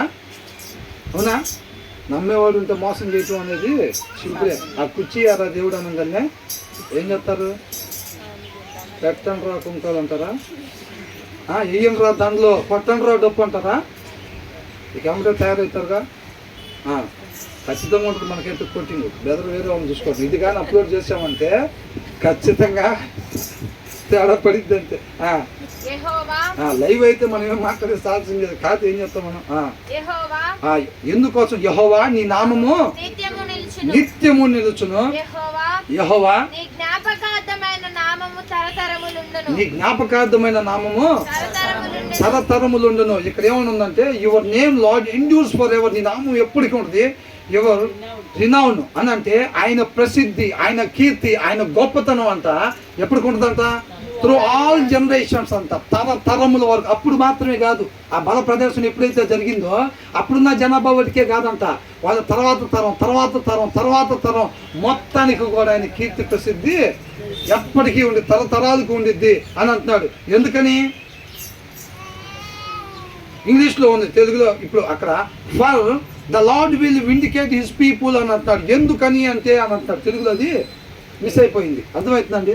మనకి ఆ లింక్ ఉన్నప్పుడే మనకు స్పష్టంగా అర్థమైంది. నీ నామం నిత్యం ఎందుకని నిలిచి ఉండిద్ది, తరతరాలకి నీ కీర్తి ప్రసిద్ధి చెందిద్ది అనేది ఎందుకని అని అంటే, యెహోవా తన ప్రజలకు న్యాయము తీర్చును. అంటే ఇక్కడ సింపుల్గా న్యాయము తీర్చును, తన సేవకులను బట్టి ఆయన సంతాపం నందునని ఉంది. అంటే ఏమర్థం అవుతుంది, మీరు దీని అర్థం మీకు చెప్పండి ఒకసారి. తెలుగులో చదివితే ఏమని అర్థం అవుతుంది మనకు అసలు, తన ప్రజలకు న్యాయం తీర్చును. న్యాయం తీర్చడం అంటే ఒక సర్పంచ్లో కూర్చొని ఏంట్రా చెప్పండి మీ ప్రాబ్లం ఏంటి, మా గేద కొట్టేశాడని వాళ్ళు అంటున్నారు పేరు రాసుకొని. ఏంటంట, సర్పంచుల దగ్గర ఇంతకన్నా పెద్ద వస్తాయా? ఇండియా పాకిస్తాన్ మధ్యలో గొడవలు సర్పంచ్ దగ్గర తెస్తారా? ఆ లోకల్ సర్పంచ్ అని మా గేదలు పోయినాయండి, హద్దురాలు బీకేసి పక్కకు జరుపుకున్నాడు, ఇట్లా చేయక వచ్చేది. ఆయన తీర్పులో అట్లా ఏమో తీర్పు తీర్చాడేమో అనుకుంటారు. ఆ సేవకులను బట్టి ఆయన సంతాపం ఉందంటే, సంతాపం అంటే ఏంటి, బాధపడ్డాడు అని వీళ్ళు తప్పుడు పని చేస్తారేనా? అవునా, ఇంగ్లీష్లో ఇచ్చాడు క్లియర్గా. ఏమని అంటున్నారు, for the lord will vindicate his people. అంటే ఏం చేశాడంట, వీళ్ళందరూ అక్కడ బానిసలుగా ఉంటే వాళ్ళందరినీ విముక్తి కలిగించాడు, వాళ్ళందరికీ విమోచన చేశాడు, విడుదలని దయచేశాడు. వారికి మాత్రమే కాదండి, ఇది మన దగ్గరికి పంపించాడు అని అంటే, మనం ఎవరి కింద అయితే పండు తినొద్దు అంటే తిని ఆజ్ఞను అతిక్రమించి బానిసలుగా అయ్యామో, ఆ బానిసత్వం నుంచి మనల్ని విడుదల దయచేశాడు, విముక్తిని దయచేశాడు. యెహోవాను స్తుతించండి అని అంటున్నాడు అనమాట. ఈ కీర్తనకారుడు చెప్పేది అది, ఆ రివైవల్ అనమాట. ఇది చెప్పేది ఆ కీర్తన అంటే ఏందనుకుంటున్నారు, ఒక గదిలో కూర్చొని రాసుకునేది కాదు. ఆయన నుంచొని చెబుతున్నాడు అనమాట. కీర్తనకారుడు సమస్త మానవాళిని ఒక ప్రచారం చేయాలి, ఒక దండోర వేసినప్పుడు ఒక దగ్గరికి పిలుస్తారు చూసారా, ఆ పిలిచినప్పుడు ఒక ఆయన నుంచొని చెప్తాడు చూసారా, అది జరుగుతుంది ఇక్కడ. ఆ కీర్తనకారుడు ఎవరైతే ఉన్నారో మనందరినీ పిలిచి సమస్త మానవాళిని ఈ కీర్తన దీంట్లో పెట్టారంటే 135 కీర్తన చదివే ప్రతి ఒక్కరు ఆయన కృపను బట్టి ఎవరెవరి దగ్గరికి అయితే దేవుడు దీన్ని పంపిస్తాడో వాళ్ళందరికీ ఈ వీడియో కలగాలన్నమాట. ఇట్లాగా ఆయన నుంచొని చెప్తా ఉన్నాడు అనమాట. ఏం చెప్తున్నాడు? సమస్త మానవాళిని, ఐగుప్తులో బానిసలుగా ఉన్న వాళ్ళందరికీ విడుదలని, ఎవరి తరము కాని వారికి విడుదలని, విముక్తిని దయచేశాడు. మనం కూడా ఏదైతే ఉండి ఇక పాపం చేసి మరణాన్ని తెచ్చుకొని దాంట్లో నుంచి ఎలా బయటపడాలో తెలియని మనందరికీ కూడా ఆయన విడుదలని దయచేశాడు. గుడ్ న్యూస్ టు ఆల్ అని అంటున్నాడు అనమాట. ఇదిగో శుభవార్త ఉంది, మనమందరం కూడా దారి మనకి కనపడింది, దారి బయలుపరచబడింది, పోగొట్టుకున్న స్థితిలోనికి మరలా మనం తిరిగి వెళతాము, విమోచన చెందాము అని చెప్పి అంటున్నాడు. ఆయన శిలువ రక్తం ద్వారా మనకి ఏం చేశాడు? విముక్తిని, నీతిమంతులుగా మనందరినీ మార్చాడు అనమాట. హల్లెలూయా. ఇప్పుడు ఆయన రాకపోతే మన పరిస్థితి ఏమయ్యేది? 400 సంవత్సరాలు ఎవరు మా వల్ల కాదు, ఐగుప్తు దగ్గర నుంచి తీసుకురావటం అంటే మా వల్ల కాదు అని చెప్పి ఏ దేశం కూడా ముందుకు రాకపోతే నిజమైన దేవుడు ఆయన వచ్చి వీళ్ళకి విడుదలని దయచేశాడు అనమాట. మనకు కూడా బానిసత్వం నుంచి విడుదలని దయచేశాడు. కట్లు తెంచాడు అనమాట, మరణపు ముళ్ళుని విరిచాడు అంతే అనమాట. అంతకన్నా శుభవార్త మనకి ఏమైనా ఉందా? అంతకన్నా శుభవార్త ఉందా? లేదు. ఇంకా అదే చెప్తున్నాడు. తర్వాత ఏమంటున్నాడు? For the lord will vindicate his people and have compassion on his servants అంట. ఆయన సేవకుల దగ్గరికి దేవుడు ఎలాగొస్తున్నాడంట? ఎలాగొస్తున్నాడు? కరుణ కలిగి, దయ కలిగి, ప్రేమ కలిగి వస్తున్నాడు అనమాట. అర్థమవుతుందండి? ఈ కంపాషన్ ఇది ఎక్కడి నుంచి వచ్చింది? ఆయన ఎడతెగని ప్రేమలో నుంచి వచ్చింది. ఇప్పుడు తేనె తట్టిని పిండితే ఏమొచ్చిందండి? తేనె అట్లా గాడుతూ ఉండేది, అవునా? ఇది ఎక్కడి నుంచి వచ్చింది? ఆయన ఎడతగని ప్రేమ, ఆ ప్రేమలో నుంచి వచ్చిన కరుణ, జాలి, దయ అవి మొత్తం చూపిస్తున్నాడు అనమాట. ఆయన స్తుతించుకొని ఉంటామా? అవునా? అసలు కొంతమంది ఏమని రాసుకుంటారు? ఒక బండి కొనిపిస్తే, 1,00,000 రూపాయలు బండి కొనిపించాడు అనుకోండి, వాళ్ళ నాన్న ఏమని రాస్తాడు? ముందు బంపర్ మీద వెనకాల అదేమంటారు, దాని మీద వెనకాల మగ్గల మీద ఏమని రాస్తారు? My dad is my hero. 1,00,000 రూపాయలు పెట్టి కొనిపిస్తే, అదే కారు కొనిపిస్తే my parents is my heroes అంతే. ఎన్నిసార్లు అయినా రాస్తానంటాడు. ఏంది? ఒక బండి కొనిపిస్తే, ఒక కారు కొనిపిస్తే, అవునా? ఈ భూమి మీద ఏ సహోదరుడు కూడా ఇంకొక సహోదరుని ఆ పాపం నుంచి విడుదల చేయలేడంట. ఎవ్వరు ఇవ్వలేని దేవుడు మనకి ఇచ్చిన నిజమైన హీరో మన దేవుడు అంతే, అవునా? కాబట్టి ఆయన మనం స్తుతించుకొని ఉండగలుగుతామా? మన జీవిత కాలం స్తుతించాల్సిందే, మన జీవిత కాలం మోకరించాల్సిందే, మన జీవిత కాలం ఆయన మాట భయము వణుకుతో ఆయన మాటని, ఇది దేవుని వాక్ అంతే. ఇది ఆ భయము భక్తి మనలోకి ఉండాలంతే. అర్థమవుతుందండి? ఆయనగా కనపరుచుకుంటున్నాడు. ఎన్నిక లేని వారిని ఎలాగైతే ఇశ్రాయేలుని ఎన్నుకున్నాడు ఆయన. ఏంటంట? ఒక గొప్ప శుభవార్త. ఏమంటున్నాడు? 4వ వచనంలో, యెహోవా తన కొరకు యాకోబును ఏర్పరచుకొనెను, తనకి స్వకీయ ధనముగా ఇశ్రాయేలును ఏర్పరచుకొనెను. స్తుతించండి అని అంటాడు. గొప్ప అద్భుత కార్యం జరిగింది. భూమి నాది, సముద్రం నాది, అగాధ జలముల్లో నాకు నచ్చింది నేను చేస్తాను. అలాంటి వాడు ఎందుకు పనికిరాని మనల్ని దత్తత తీసుకున్నాడంట. అర్థమవుతుందండి? అది ఒక గొప్ప కార్యం అనమాట. అలాంటి దాన్ని జరిగింది. కాబట్టి ఏమంటున్నాడు ఈయన? తన విమోచన చేశాడు. ఆయన కరుణతో, దయతో, జాలితో తన సేవకుని దగ్గరికి తీసుకునేవాడంట. 15వ వచనం చూసారా? తెలుసుకున్నారా ఇప్పటికైనా అంటున్నాడు. ఆ బల ప్రదర్శన చూపించిన తర్వాత, ఆయన ఐగుప్తులోకి వెళ్ళి ఆయన సూచిక క్రియలు చేసిన తర్వాత నిజమైన దేవుడు ఎవరో కనపరుచుకున్నాడు. గొప్ప దేశంగా డెవలప్ అయిందని అంటే ఇక్కడ శక్తి సామర్థ్యాలు కలిగిన విగ్రహాలు ఉన్నాయని కాదు మీరు అనుకోవాల్సింది. ఈ మిగతా వాటిని గొప్ప దేశాన్ని ఏవైతే ఉన్నాయో వాటన్నిటిని కూడా ఫేక్ అని తెలిపోయిందా ఇప్పుడు మీకు? అవన్నీ పోయినాయి, అదంతా బూడిదే అని తెలుసుకున్నారా? ఇప్పుడు నిజమైన దేవుడు ఎవరో మీరు తెలుసుకున్నారా అని అంటున్నాడు. నిజమైన దేవుడు ఎవరో ఇప్పుడు మీరు తెలుసుకున్నారు కదా అని చెప్పి, అవును ఈయన నిజమైన దేవుడు అని అందరూ ఒప్పుకుంటున్నారు, స్తుతించున్నారు. ఇప్పుడు మాట్లాడుతున్నాడు. ఏమంటున్నాడు? అన్యజనుల విగ్రహములు వెండి బంగారువి అవి. అర్థమవుతుందండి? ఎండబడినప్పుడు తల మెరిసిపోతా ఉని వాటిని చూసి మీరు నిజమైన బంగారం అనుకోబాకండి. మెరుపు చూసి మోసపోబాకండి. ఆ దినాన్ని వాడు కూడా చెప్పవాది ఏమన్నాడు? ఈ పండు తింటే మీరు దేవతల్లాగా దేవుళ్ళలాగా అయిపోతారని చెప్పాడు. మోసం చేశాడు. కాబట్టి తెలివి లేకుండా, జ్ఞానం లేకుండా ఉండబాకండి. మీకు జ్ఞానం కొద్దిగా నన్ను అడగండి, నేను మీకు ఇస్తాను అంటున్నాడు. అర్థమవుతుందండి? కాబట్టి మోసపోబాకండి, వాటిని చూసి మోసపోవద్దు అంటున్నాడు. అవి ఎలాంటి అంట? అన్ని జనుల విగ్రహములు వెండి బంగారువి, అవి మనుషుల చేతి పనులు. అంటే అప్పుడు వాళ్ళు ఏం తయారు చేసుకుని వచ్చారంట? కొంతమంది వాళ్ళ స్థాయి తగ్గట్టుగా ఇంత రాయిని తెచ్చుకొని ఇంత తయారు చేసుకుంటే, కొంతమంది బాగా డబ్బు ఉన్న వాళ్ళు ఎంత తయారు చేసుకొచ్చుకున్నారు. కొంతమంది ఏం చేశారు? నెబుకద్నెజరు దగ్గర బాగా డబ్బు ఉంది కాబట్టి ఏం చేస్తాడు, బంగారం పెద్దది ఏయండ్రా మోకాళ్ళు అంటున్నాడు. ఏయండ్రా మోకాళ్ళు అంటున్నారు. లోపల వాక్యం లేని వాళ్ళు ఏం చేస్తారు? లోపల వాక్యం లేకపోతే ఇదిగో నేను చెబుతున్నా ఏమన్నా వాక్యం అనగానే దాన్ని పట్టుకొచ్చుకుంటారు. ఇది వాక్యం అంటే ఎవరు చెప్పారు? మా పాస్టర్ గారు చెప్పారు అంటున్నారు. పౌలు గారు చెప్తుంటే లేఖనాల్లో ఆ ప్రకారం ఉందో లేదో బలియా సంఘం వాళ్ళు చెక్ చేసుకున్నారంట. సత్యస్వరూపి సహవాసంలో కావచ్చు సమస్త మానవాళి కూడా అదే రీతిగా లేఖనాల ప్రకారం ఉందా లేదో చెక్ చేసుకొని తీసుకోవాలి, ఎవరు చెప్పినా సరే. అర్థమైందండి? సర్పం అంతా ఉన్న జంతువులో యుక్తి గలది అన్నాడు. అందుకే వాడు సర్పంలాగా వచ్చాడు. దానికి అసలు తెలివి లేని జంతువురా ఒకటి అనుకుంటే వాడు అట్లా వచ్చి చెప్తే వీళ్ళు మోసపోతారా? మోసపోరు. యుక్తి గలది అనగానే ఆ రూపంలో గెటప్లో పోయారు. అందుకని ఏమంటారు? అపవాదంతా ఇప్పుడు సినిమాలో చూపిస్తారు కదా, వాడు ఎమ్మటే వేషం మార్చుకొని వాళ్ళ అమ్మలాగుండి వాళ్ళ కుమార్తెను మోసం చేయాలంటే వాళ్ళ అమ్మ వేషంలోకి వచ్చి రా అని పిలుస్తూ ఉంటాడు. వాళ్ళ అమ్మేమో అనుకొని వాళ్ళ పాప కౌగిట్లోకి వెళ్ళిపోయింది. వెళ్ళిపోగానే వాడు ఎమ్మటే హహ అని చెప్పి వాడు వేషం మార్చుకుని పెద్ద కొమ్ములు తోక మొత్తం తయారైపోతాయి. వాళ్ళ అమ్మలాగా కాకుండా వాడు నిజంగానే ఎవడన్నా ఈ అమ్మాయికి గిట్టని వాళ్ళు శత్రువుల వేషంలో వచ్చాడు అనుకో, వస్తారా? రారు. కాబట్టి వీడు కూడా ఏం చేస్తాడు? ఇంతది అంతది తీసుకొని అంత పెద్దదాన్ని తీసుకొని వస్తారు. మీలో వాక్యం ఉంటే మోసపోకుండా ఉంటారు. వాక్యం లేకపోతే మా దగ్గర సత్యం చెబుతారు అనగానే వెళ్ళిపోయి దాన్ని పట్టుకొని రేపు నిలబడతాం. రేపు వాక్యంతో కాల్చగానే ఏమైంది? మొత్తం బూడిదైపోతారు. జాగ్రత్త అంటున్నాడు. అర్థమవుతుందండి? వాటికి నోళ్ళుండి అంటే వాడికి నోళ్ళు ఉండవు అన్నాడా? చెక్కేవాడు నోళ్ళని చెప్పుకోడా? రాయి తీసుకొచ్చాడు, దాని పెద్ద ముద్దు తీసుకొచ్చారు. కొంతమంది చెక్కలతో కొంతమంది రాళ్ళతో తయారు చేసుకుంటారు కదా. తీసుకొచ్చిన వాళ్ళు ముద్దట్టగా నిలబెడతారా? వాటికి నోరు చెక్కుతారా లేదా? కళ్ళు చెక్కుతారా లేదా? అంటే ఒంటి చూడటానికి వాటికి కూడా ఒంటి అంత మాత్రం మోసపోబాకండి అని అంటున్నాడు. ఏమంటున్నాడు? వాటికి నోరుండి పలుకవు, కళ్ళు ఉంటాయా ఉండవా? ఒంటి అంత కానీ ఇప్పుడు రెండు కళ్ళు కనపడినోడికి కళ్ళు తెరుచుకొని ఉంటే ఉంది, మూసుకుంటే ఉందండి. అవునా కదా? ఇప్పుడు రెండు కళ్ళు ఎట్టుంటే చూడటానికి మాత్రం రెండు కళ్ళు ఉన్న వాళ్ళని కనపడుతున్నాం, వాడికి మాత్రం కనపడదు అనుకోండి. ఎందుకురా కళ్ళు నీకున్నా ఒకటే నాకు లేకపోయినా ఒకటే. దానికి కళ్ళు ఉంటాయంట, చూడదంట, నోరు ఉండిద్దంట, మాట్లాడదంట. ఇక దానికి కళ్ళు ఉంటే ఏంది, నోరు ఉంటే ఏంది, లేకపోతే ఏంది? అది మాట్లాడిన కాడికి అసలు అది రాయి ఉంటే ఏంది, లేకపోతే ఏంది?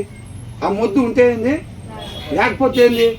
జీవం కలిగిన దేవుడు మాట్లాడుతున్నాడు మనతో. ఆయనకు అంత అవసరమే ఉందండి. అసలు ఏ ఒక్కళ్ళు కూడా మనం నశించుకోకూడదని చెప్పి ఆయన ఇష్టపడతా ఉన్నాడు. ఆయనలాగా మనం ప్రేమించే వాళ్ళు లేరు, ఆయనలాగా మనకి మేలు మాత్రమే చేసేవాళ్ళు లేరు.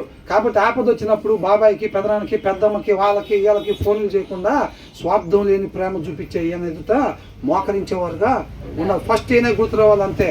మన జీవితం చూస్తే పిక్చర్ ఎనీ టైం ఆయన ముందు మోకాలు చేసినట్టుగా, సాష్టాంగ నమస్కారం చేసినట్టుగానే మన జీవిత ప్రవర్తన, జీవిత విధానం ఉండాలి అంతే. అదే క్రీస్తుని కనపరచడం అంటే. ఎక్కడికి పోయినా సరే మర్చిపోకూడదండి ఇది. అర్థమవుతుందా?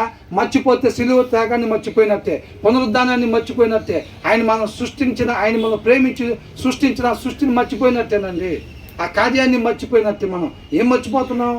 సృష్టికర్తతో కనెక్షన్ లేకుండా మనం జీవిస్తున్నాము అంటే ఇక ఏం మర్చిపోయినట్టు? ఆయన్నే మర్చిపోయినట్టు.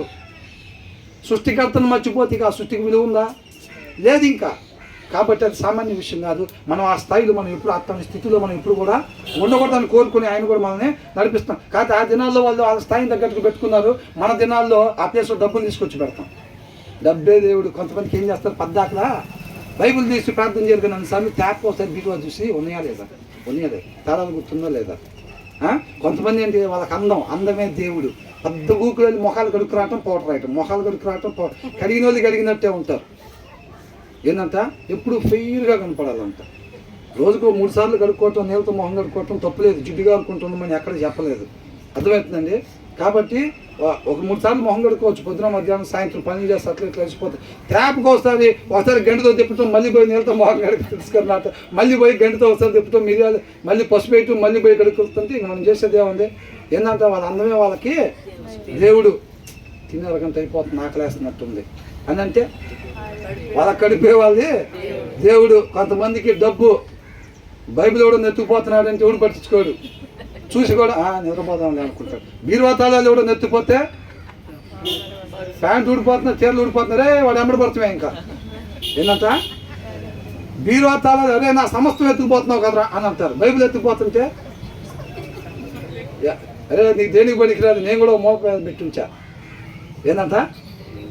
నేను కూడా అడ్డం ఎందుకని ఓ మూల మీద పెట్టుంటే దాని మీద పట్టుకెళ్తున్నావు పో అని అంటారు. అవునా? బీరో తలలో పట్టుకెళ్తే అమ్మో ఇంకేమైనా ఉందా, అసలు నా ప్రాణాన్ని పట్టుకెళ్తున్నావు కదరా అనుకుంటారు. వాడు ఫెయిర్ అండ్ లవ్లీ ప్యాకెట్ తీసుకెళ్తున్నాడు అనుకో, ఫెయిర్ అండ్ లవ్లీ ప్యాకెట్ తీసుకెళ్తే సుప్రీంకోర్టులో వేయచ్చు కేసు. ఇంకా అవునా? నా సమస్తం వేసారు, ఆల్రెడీ వేసారండి. అయ్యే షార్ట్స్లో చూసి వాడు వేసిన ఒక అందుకైతే ఇది. అవునా? కొంతమంది డబ్బు, కొంతమంది పిల్లల్ని ఎత్తుకెళ్తే పిల్లలే వాళ్ళకి దేవుడు, కొంతమందికి ఏందంట పిల్లలే దేవుడు. వాళ్ళని చూసి మురుసుకుంటా ఉంటారు. మనం అతిశయించాలంటే దేన్ని బట్టి అతిశయించాలంట? దేవుడిని బట్టి అతిశయించాలి. యెహోవాని బట్టి మాత్రమే మనం అతిశయించాలంటే కొంతమంది పిల్లల్ని టిఫిన్ చేయండి, ఇంకేం చేస్తాము? వాడిని చూస్తుంటే టిఫిన్ ఏంటంట, వాడిని చూస్తుంటే టిఫిన్ చేయబుద్ధి అవ్వట్లేదంట. కలిపిన భోజనం చేసిన పాపను చూస్తే భోజనమే చేసినట్టుందంట. అంటే ఎవరు వీళ్ళకి విగ్రహాలు కనపడవలే కానీ వీళ్ళు వాళ్ళనే విగ్రహాల కింద పెట్టుకున్నారంతే. అవునా? కొంతమంది డబ్బు, కొంతమంది అందం, కొంతమంది పిల్లలు అట్లాంటి విగ్రహాలు తీసుకొచ్చి పెడతారు ఈ రోజుల్లో కనపడకుండా. వాళ్ళు ఏం ఫిజికల్ విగ్రహాలు పెట్టేవాళ్ళు అంతే. ఏదున్నా సరి చేసుకోవాలంటున్నాడు, ఏదున్నా ఫేక్ అంటున్నాడు. ఆయన స్థానం ఎవరికి ఇచ్చినా సరే రేపు బూడిదే అయ్యేదా అంటున్నాడు. అర్థమవుతుందండి? కాబట్టి ఏమంటున్నాడు? ఆ కన్నులుండి చూడవు, చెవులుండి వినవు, వాటి నోళ్ళలో ఏం లేదంట, ఊపిరి అంట. లేస మాత్రమైనా లేదంట. కొద్ది కూడా వాళ్ళ నోళ్ళలో ఊపిరి అనేది లేదు. ఊపిరి లేకపోతే ఏం లేదన్నట్టు. అదే శరీరం ఉందలే కానీ జీవం లేదురా దాంట్లో. ఇంకా ఊపిరి లేకపోతే బాడీలు ఏమంటారు? జీవం లేదు ఇంక దాంట్లో, శవమే అది అంటారు. అంటే అవన్నీ ఏంది? వాళ్ళు మనల్ని ఏమంటారు? రే సువార్త కాదురా మీది, ఏందంట శవవార్త అంట. ఏందంట శవవార్త అంట మంది. అర్థమవుతుందా? శవవార్తలు ఏందో కనపడుతుందిగా. వాళ్ళన్నీ తీసుకొచ్చి పెట్టుకున్నారు చూసారా? వాటిలో అంట వాళ్ళ నోరులో ఏమి లేదంట, వాటి నోళ్ళలో ఊపిరి లేసమైనా లేదంట. జీవమే లేదు వాటిల్లో, అసలు జీవం లేదు. శవాలయ్యి అదే. లేకపోతే మన దేవుడా పునరుద్ధానుడై తిరిగి లేచిన ఆయన శవం అవుతాడా? లేకపోతే అసలు కనీసం ఊపిరి కూడా లేకుండా నిలబడి ఉండే శవాలు అవుతాయా? అవునా? మాట్లాడే దేవుడు మనుషులా? దేవుడు ఇక్కడ మాట్లాడుతుంది. దేవుడు అబద్ధం చెబుతాడా? చెప్పడు. అవునా? ఆయన చెబుతున్నాడు. దాని కింద ఉంది చూడండి అసలు ఏంటంట, వాటిని చేయువారును వాటి యందు నమ్మిక ఉంచు వారందరూ వాటితో సమానులవుదురు. వాటితో సమానం అంటే వీళ్ళలో కూడా జీవం ఉండదేక. వాటి కాదు ఎవరైతే వాటిని పెట్టుకొని ఉంటారో వాటిలాగా మనం అనుకునే డబ్బుని కావచ్చు, అందాన్ని కావచ్చు, పిల్లల్ని కావచ్చు, ఇట్లాంటి ఏదైతే దేవుడి స్థానంలో పెడతారో వాళ్ళలో కూడా ఏముండదంట, జీవం ఉండదంతే. జీవం లేకపోవటం అంటే నిత్య జీవంలో స్థానం ఉండదు. నిత్యము జీవించటం అనేది ఇక ఉండదు. జీవింప చేయగలిగిన దేవుడు మన దేవుడు అనమాట. అక్కడ నాటబడితే ఆయనలో ఉన్న జీవం మనలో ప్రవహించింది తప్ప వీటి కాడ నాటబడ్డావు అనుకోండి వాటిలో జీవం ఉండదు. వాటిని చేసిన వాళ్ళు కానీ వాటి యందు నమ్మిక ఉంచిన వాళ్ళలో కూడా ఏముండదంట, జీవము ఉండదు. ఇక నిత్య జీవితం అనేది ఉండదు. ఇశ్రాయేలు వంశీయులారా, సత్య స్వరూపి సహవాసులారా అంటున్నాడు. అర్థమవుతుందండి? ఏమంటున్నాడు? సత్య స్వరూపి సహవాసులారా, సమస్త భూమి మీద ఉన్న మానవాళిలారా అని అంటున్నారు. అర్థమవుతుందండి? మీటింగ్ ఎలా జరుగుతుంది అక్కడ? అర్థమవుతుందా? 135 కీర్తన అనే ప్లేస్లో పీడబ్ల్యూ గ్రౌండ్ ఎలా జరుగుతుంది? అక్కడ ఏమి చెప్పబడుతుంది? దేవునిగా కనపరుచుకుంటున్నాడు అనమాట. అది మొత్తం కూడా స్తుతించండి, స్తుతించండి, గొప్ప కార్యం జరుగుతుంది. ఎందుకు పనికిరాని వారిని సమస్తం అయి ఉన్న దేవుడు ఎన్నుకున్నాడు అని అంటున్నాడు. ఇశ్రాయేలుని ఆయనలో మాత్రం ఎన్నుకున్నాడా? నిత్య జీవ వారసులుగా వాగ్దానాన్ని ఎవరైతే స్వతంత్రించుకుంటారో, అబ్రహాం సోదాన్ని ఎవరైతే స్వభావం కలిగి ఉన్నాడో, ఆయనలాగా విశ్వసిస్తారో, నా యందు నమ్మి విశ్వసించే వాళ్ళు అబ్రహాం సంతానం అంటున్నారు. మనం అందరం కూడా ఎవరైతే నమ్మి విశ్వసిస్తున్నామో మనందరికి కూడా గొప్ప శుభవార్త దేవుడు మనల్ని ఎన్నుకున్నాడు. తన స్వకీయ జనంగా దేవుడు మనల్ని ఎన్నుకున్నాడు అని అంటున్నాడు. కాబట్టి సత్య స్వరూపి సహవాసులారా, సమస్త భూమి మీద ఉన్న మానవాళ్ళారా, ఇశ్రాయేలు వంశీయులారా, యెహోవాను సన్నుతించుడి. అహరోను వంశీయులారా, యెహోవాను సన్నుతించుడి. లేవి వంశీయులారా, యెహోవాను సన్నుతించుడి. యెహోవా యందు భయభక్తులు గలవారలారా, ఆయన చేయమన్నది మాత్రమే చేసేవారులారా, ఆయన వద్దు అన్న పనిని చేయకుండా ఉండేవారులారా అని అంటున్నాడు. అర్థమవుతుందండి? అంటే ఏమంటున్నాడు? ఒక్క మాటలో చెప్పాలంటే వాక్యాన్ని మాత్రమే అనుసరించేవారులారా అని అంటున్నాడు. అర్థమవుతుందండి. దండోరా వేసి గొప్పగా చెప్తున్నాడు అనమాట. అర్థమవుతుందండి. ఏమని చెప్తున్నాడు? యెహోవాను సన్నుతించుడి, స్తుతించుడి, గొప్ప కార్యం, మనం విమోచింపబడ్డాం, మనకి మేలు జరిగిందని అంటున్నాడు. అర్థమవుతుందండి. అదనమాట. అంటే ఇది మన శుభవార్త కదా, శుభవార్త. కానీ కొద్దిగా టిఫిన్ కోసం ఇబ్బంది పడినా ఏం చెప్తాం, మీతో పాటు నేను కూడా కొంచెం వచ్చుకోవాలి. ఈ పరలోకపు మన్నా తినేటప్పుడు మనకి అది తర్వాత, అంతేనా కదా. ముందు 3 రోజులు సువార్త చెప్పిన తర్వాత దేవుడు ఏం చేశాడు? 5 రొట్టెల్ని మధ్య మధ్యలో స్నాక్స్ పెడితే మన వాళ్ళు ఏం చేస్తారు? తిని ముందోడి మీద పడి వాడు పడి మొత్తం పోయి ఆ ముందు ఉన్నవాడు వెళ్ళి చూపిస్తున్నాడు పడతాడని చెప్పి స్నాక్స్ శరీరం సహకరించేటట్టుగా చూశాడు. తర్వాత అందుకని ఏమంటున్నాడు? ఏమంటున్నాడు? యెరూషలేములో నివసించు యెహోవా సియోనులో నుండి సన్నుతింపబడును గాక. యెహోవాను స్తుతించండి, ఆపబాకండి. ఎప్పటి వరకు? జీవిత కాలం, మనలో ఆయుష్ ఉన్నంత వరకు, ఊపిరి ఉన్నంత వరకు యెహోవాను స్తుతించండి. ఏ ఒక్కల మౌనంగా ఉండొద్దు. స్తుతి స్తుతి స్తుతి, ఆరాధన ఆరాధన అనేది అందుకు. ఆ ఫీలు, ఆ హృదయంలో నుంచి వచ్చేది రావాలంటే ఆ స్తుతి కావాలంటున్నాడు. ఆ స్థుతుల మీద ఆయన సింహాసనాసీనుడు అవుతాను అంటున్నాడు. అంతే తప్ప మనం ఆల్రెడీ పొద్దున్నే 4 ఇడ్లీలు తినేసి వచ్చిన ఇడ్లీలు ఆవిలు ఇచ్చుకొని స్థుతి స్థుతి స్థుతి అంటుంటే వాటి మీద ఆసీనుడు అవుతాడు ఆయన. ఈ టెంట్ కాడికే బావు, ఈ టెంట్ దగ్గరికే బావు ఆ స్థుతులు. స్థుతి స్థుతి స్థుతి ఇల్లు స్థుతిస్తున్నారా? ఇదివరకు నా చిన్నప్పుడు ఎట్లా ఉండేదంటే ప్రార్థన చేయమంటే అందరు లేచి నుంచోండి ప్రార్థన చేద్దామని అంటే లేచి ఎవరు కాదు ప్రార్థన చేసుకుంటా ఉంటే నాకు డౌట్ వచ్చేది. మధ్యలో అందరూ కూర్చున్నారేమో, ప్రార్థన అయిపోయి నేను ఒక్కనే లేస్తున్నాను, నాకు భయం వేసేది. అందరు ఇప్పుడు 250 మంది ఉన్నారండి, 250 మంది అందరూ లేచి ప్రార్థన చేసుకుందామని ప్రార్థన జరుగుతుంటే ప్రార్థన అయిపోయి అందరూ సైలెంట్ ప్రేయర్ అనుకోండి, అందరూ కూర్చొని ఒక్కలే నుంచొని ఉంటే అందరూ ఏం చేస్తూ ఉంటారు? ఆయనకి ప్రార్థన అయిపోయింది, ఆయనకి ఇంకా తెలియలేదు అనుకుంటారా లేదా? నాకు అది భలే భయం వేసేది ఇదివరకు చిన్నప్పుడు. కాబట్టి ఎప్పుడు ప్రార్థన అన్నా సరే లేచి నుంచోని ప్రార్థన చేద్దాం అనగానే లేచి నుంచుని ట్యాప్కి ఒకసారి కళ్ళు వేసుకుని అందరూ లేచే ఉన్నారు. ట్యాప్ ఇట్లా కళ్ళు చేసి అందరూ లేచే ఉన్నారు, పరువు బాగూడదని జనాల మధ్యలో. అర్థమవుతుందండి. అప్పుడు అట్లా ఉండి అంటే ధ్యాస మొత్తం మీద పెట్టుకొని హృదయపూర్వకంగా వచ్చేది ఆ ప్రార్థన. స్తుతులు వస్తాయా? కాదు. అందరూ ఇంకెట్లా చూసుకొని ట్యాప్కి వస్తారు, ఆమె కూర్చొని అక్కడెక్కడో ఉంటుంది కదా మైక్, అవునా? అట్లా అవ్వగానే సరే అందరూ కూర్చుంటే ఇక మనం కూడా అమ్మయ్య కళ్ళు తెలిసిన తర్వాత బుక్ అయిపోయేవాళ్ళం, బఫున్ అయిపోయేవాళ్ళం, జోకర్ అయిపోయేవాళ్ళం అందరి మధ్య ఆ భయం ఉండేది అనమాట. అర్థమవుతుందండి. అలా కాకుండా ఏమంటున్నాడు?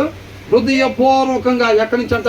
Praise be to the Lord from Zion to him who dwells in Jerusalem అని అంటున్నాడు. ఏందంట? ఎక్కడ ఉంటారంట దేవుడు? ఎక్కడ ఉంటారంట మన దేవుడు? మన దేవుడు, అవునా? ఎవరంట? ఈ మాట ఈ సందర్భం చూస్తుంటే మన ఈ మధ్య చనిపోయాడు కదా మన బ్రదర్ ప్రవీణ్ పగడాల గారు. అంటే అదే మన ప్లేస్లో ఉంటే ఏమంటాడు? మన దేవుడు, మన రాజు, రాజులకు రాజు, మన కోసం సమస్తాన్ని ఇచ్చినవాడు, మనం విమోచింపజేసిన వాడు, అవునా? పిలుస్తున్నాడు, రక్షించాడు, ఆయనతో పాటు యుగయుగాలు ఉండబోతున్నాం అంటాడు. అర్థమవుతుందండి. స్తుతించకుండా మానలేం. ఒకరు చెప్తే స్తుతించేది కాదు. మన జీవితం మొత్తం ఒక స్తుతి అర్థంలాగా అనుకుండాలి, ఒక ప్రార్థన ధూపంలాగా అనుకుండాలి. ఆయన విధేయత, భయభక్తులు కలిగిన జీవితం, మన ప్రవర్తన అంగీకారంగా ఆయన ఏం చేస్తాడంట తెలుసండి? ఆయన అంట ఇష్టపడిన వాడికి అంట ఏం చేస్తాడంట? రక్షణతో అలంకరింపజేస్తాడంట. భర్త వైపు చూస్తున్నావా? ఏ రోజన్నా మంచి మూడుతో వచ్చి ఒక హారం తీసుకొచ్చి మీద వేస్తాడేమో, ఓ పట్టు చీర తీసుకొచ్చి భుజానికి ఒప్పుతాడేమో అని భర్త వైపు చూస్తున్నావా? మీ నాన్న వైపు చూస్తున్నావా? మామ వైపు చూస్తున్నావా? రక్షణతో మనల్ని ఏం చేస్తాడంట? అలంకరిస్తాడంట. దానికన్నా విలువైంది ఏమైనా ఉందా? ఎవరికెళ్ళి చూడాలి మనం? ఆయన రక్షణతో అలంకరిస్తాడంట. అలాగా అలంకరించే వాళ్ళు ఎవరు లేరు. కాబట్టి praise be to the Lord from Zion to him who dwells in Jerusalem అని అంటున్నాడు. యెరూషలేములో ఉండే దేవుడికంట సియోను నుండి స్తుతి, మహిమ, ఘనత, ప్రభావములు చెల్లును గాక అని అంటున్నాడు. ఈ ప్రదేశం నుంచి కూడా ఈ భూమి మీద ఉన్న సమస్త మానవాళి నుంచి దేవుడికి స్తుతులు చెల్లాలి. ఆయన మాత్రమే దానికి అర్హుడు. దేవుడికే మహిమ కలుగును గాక. ఆమేన్.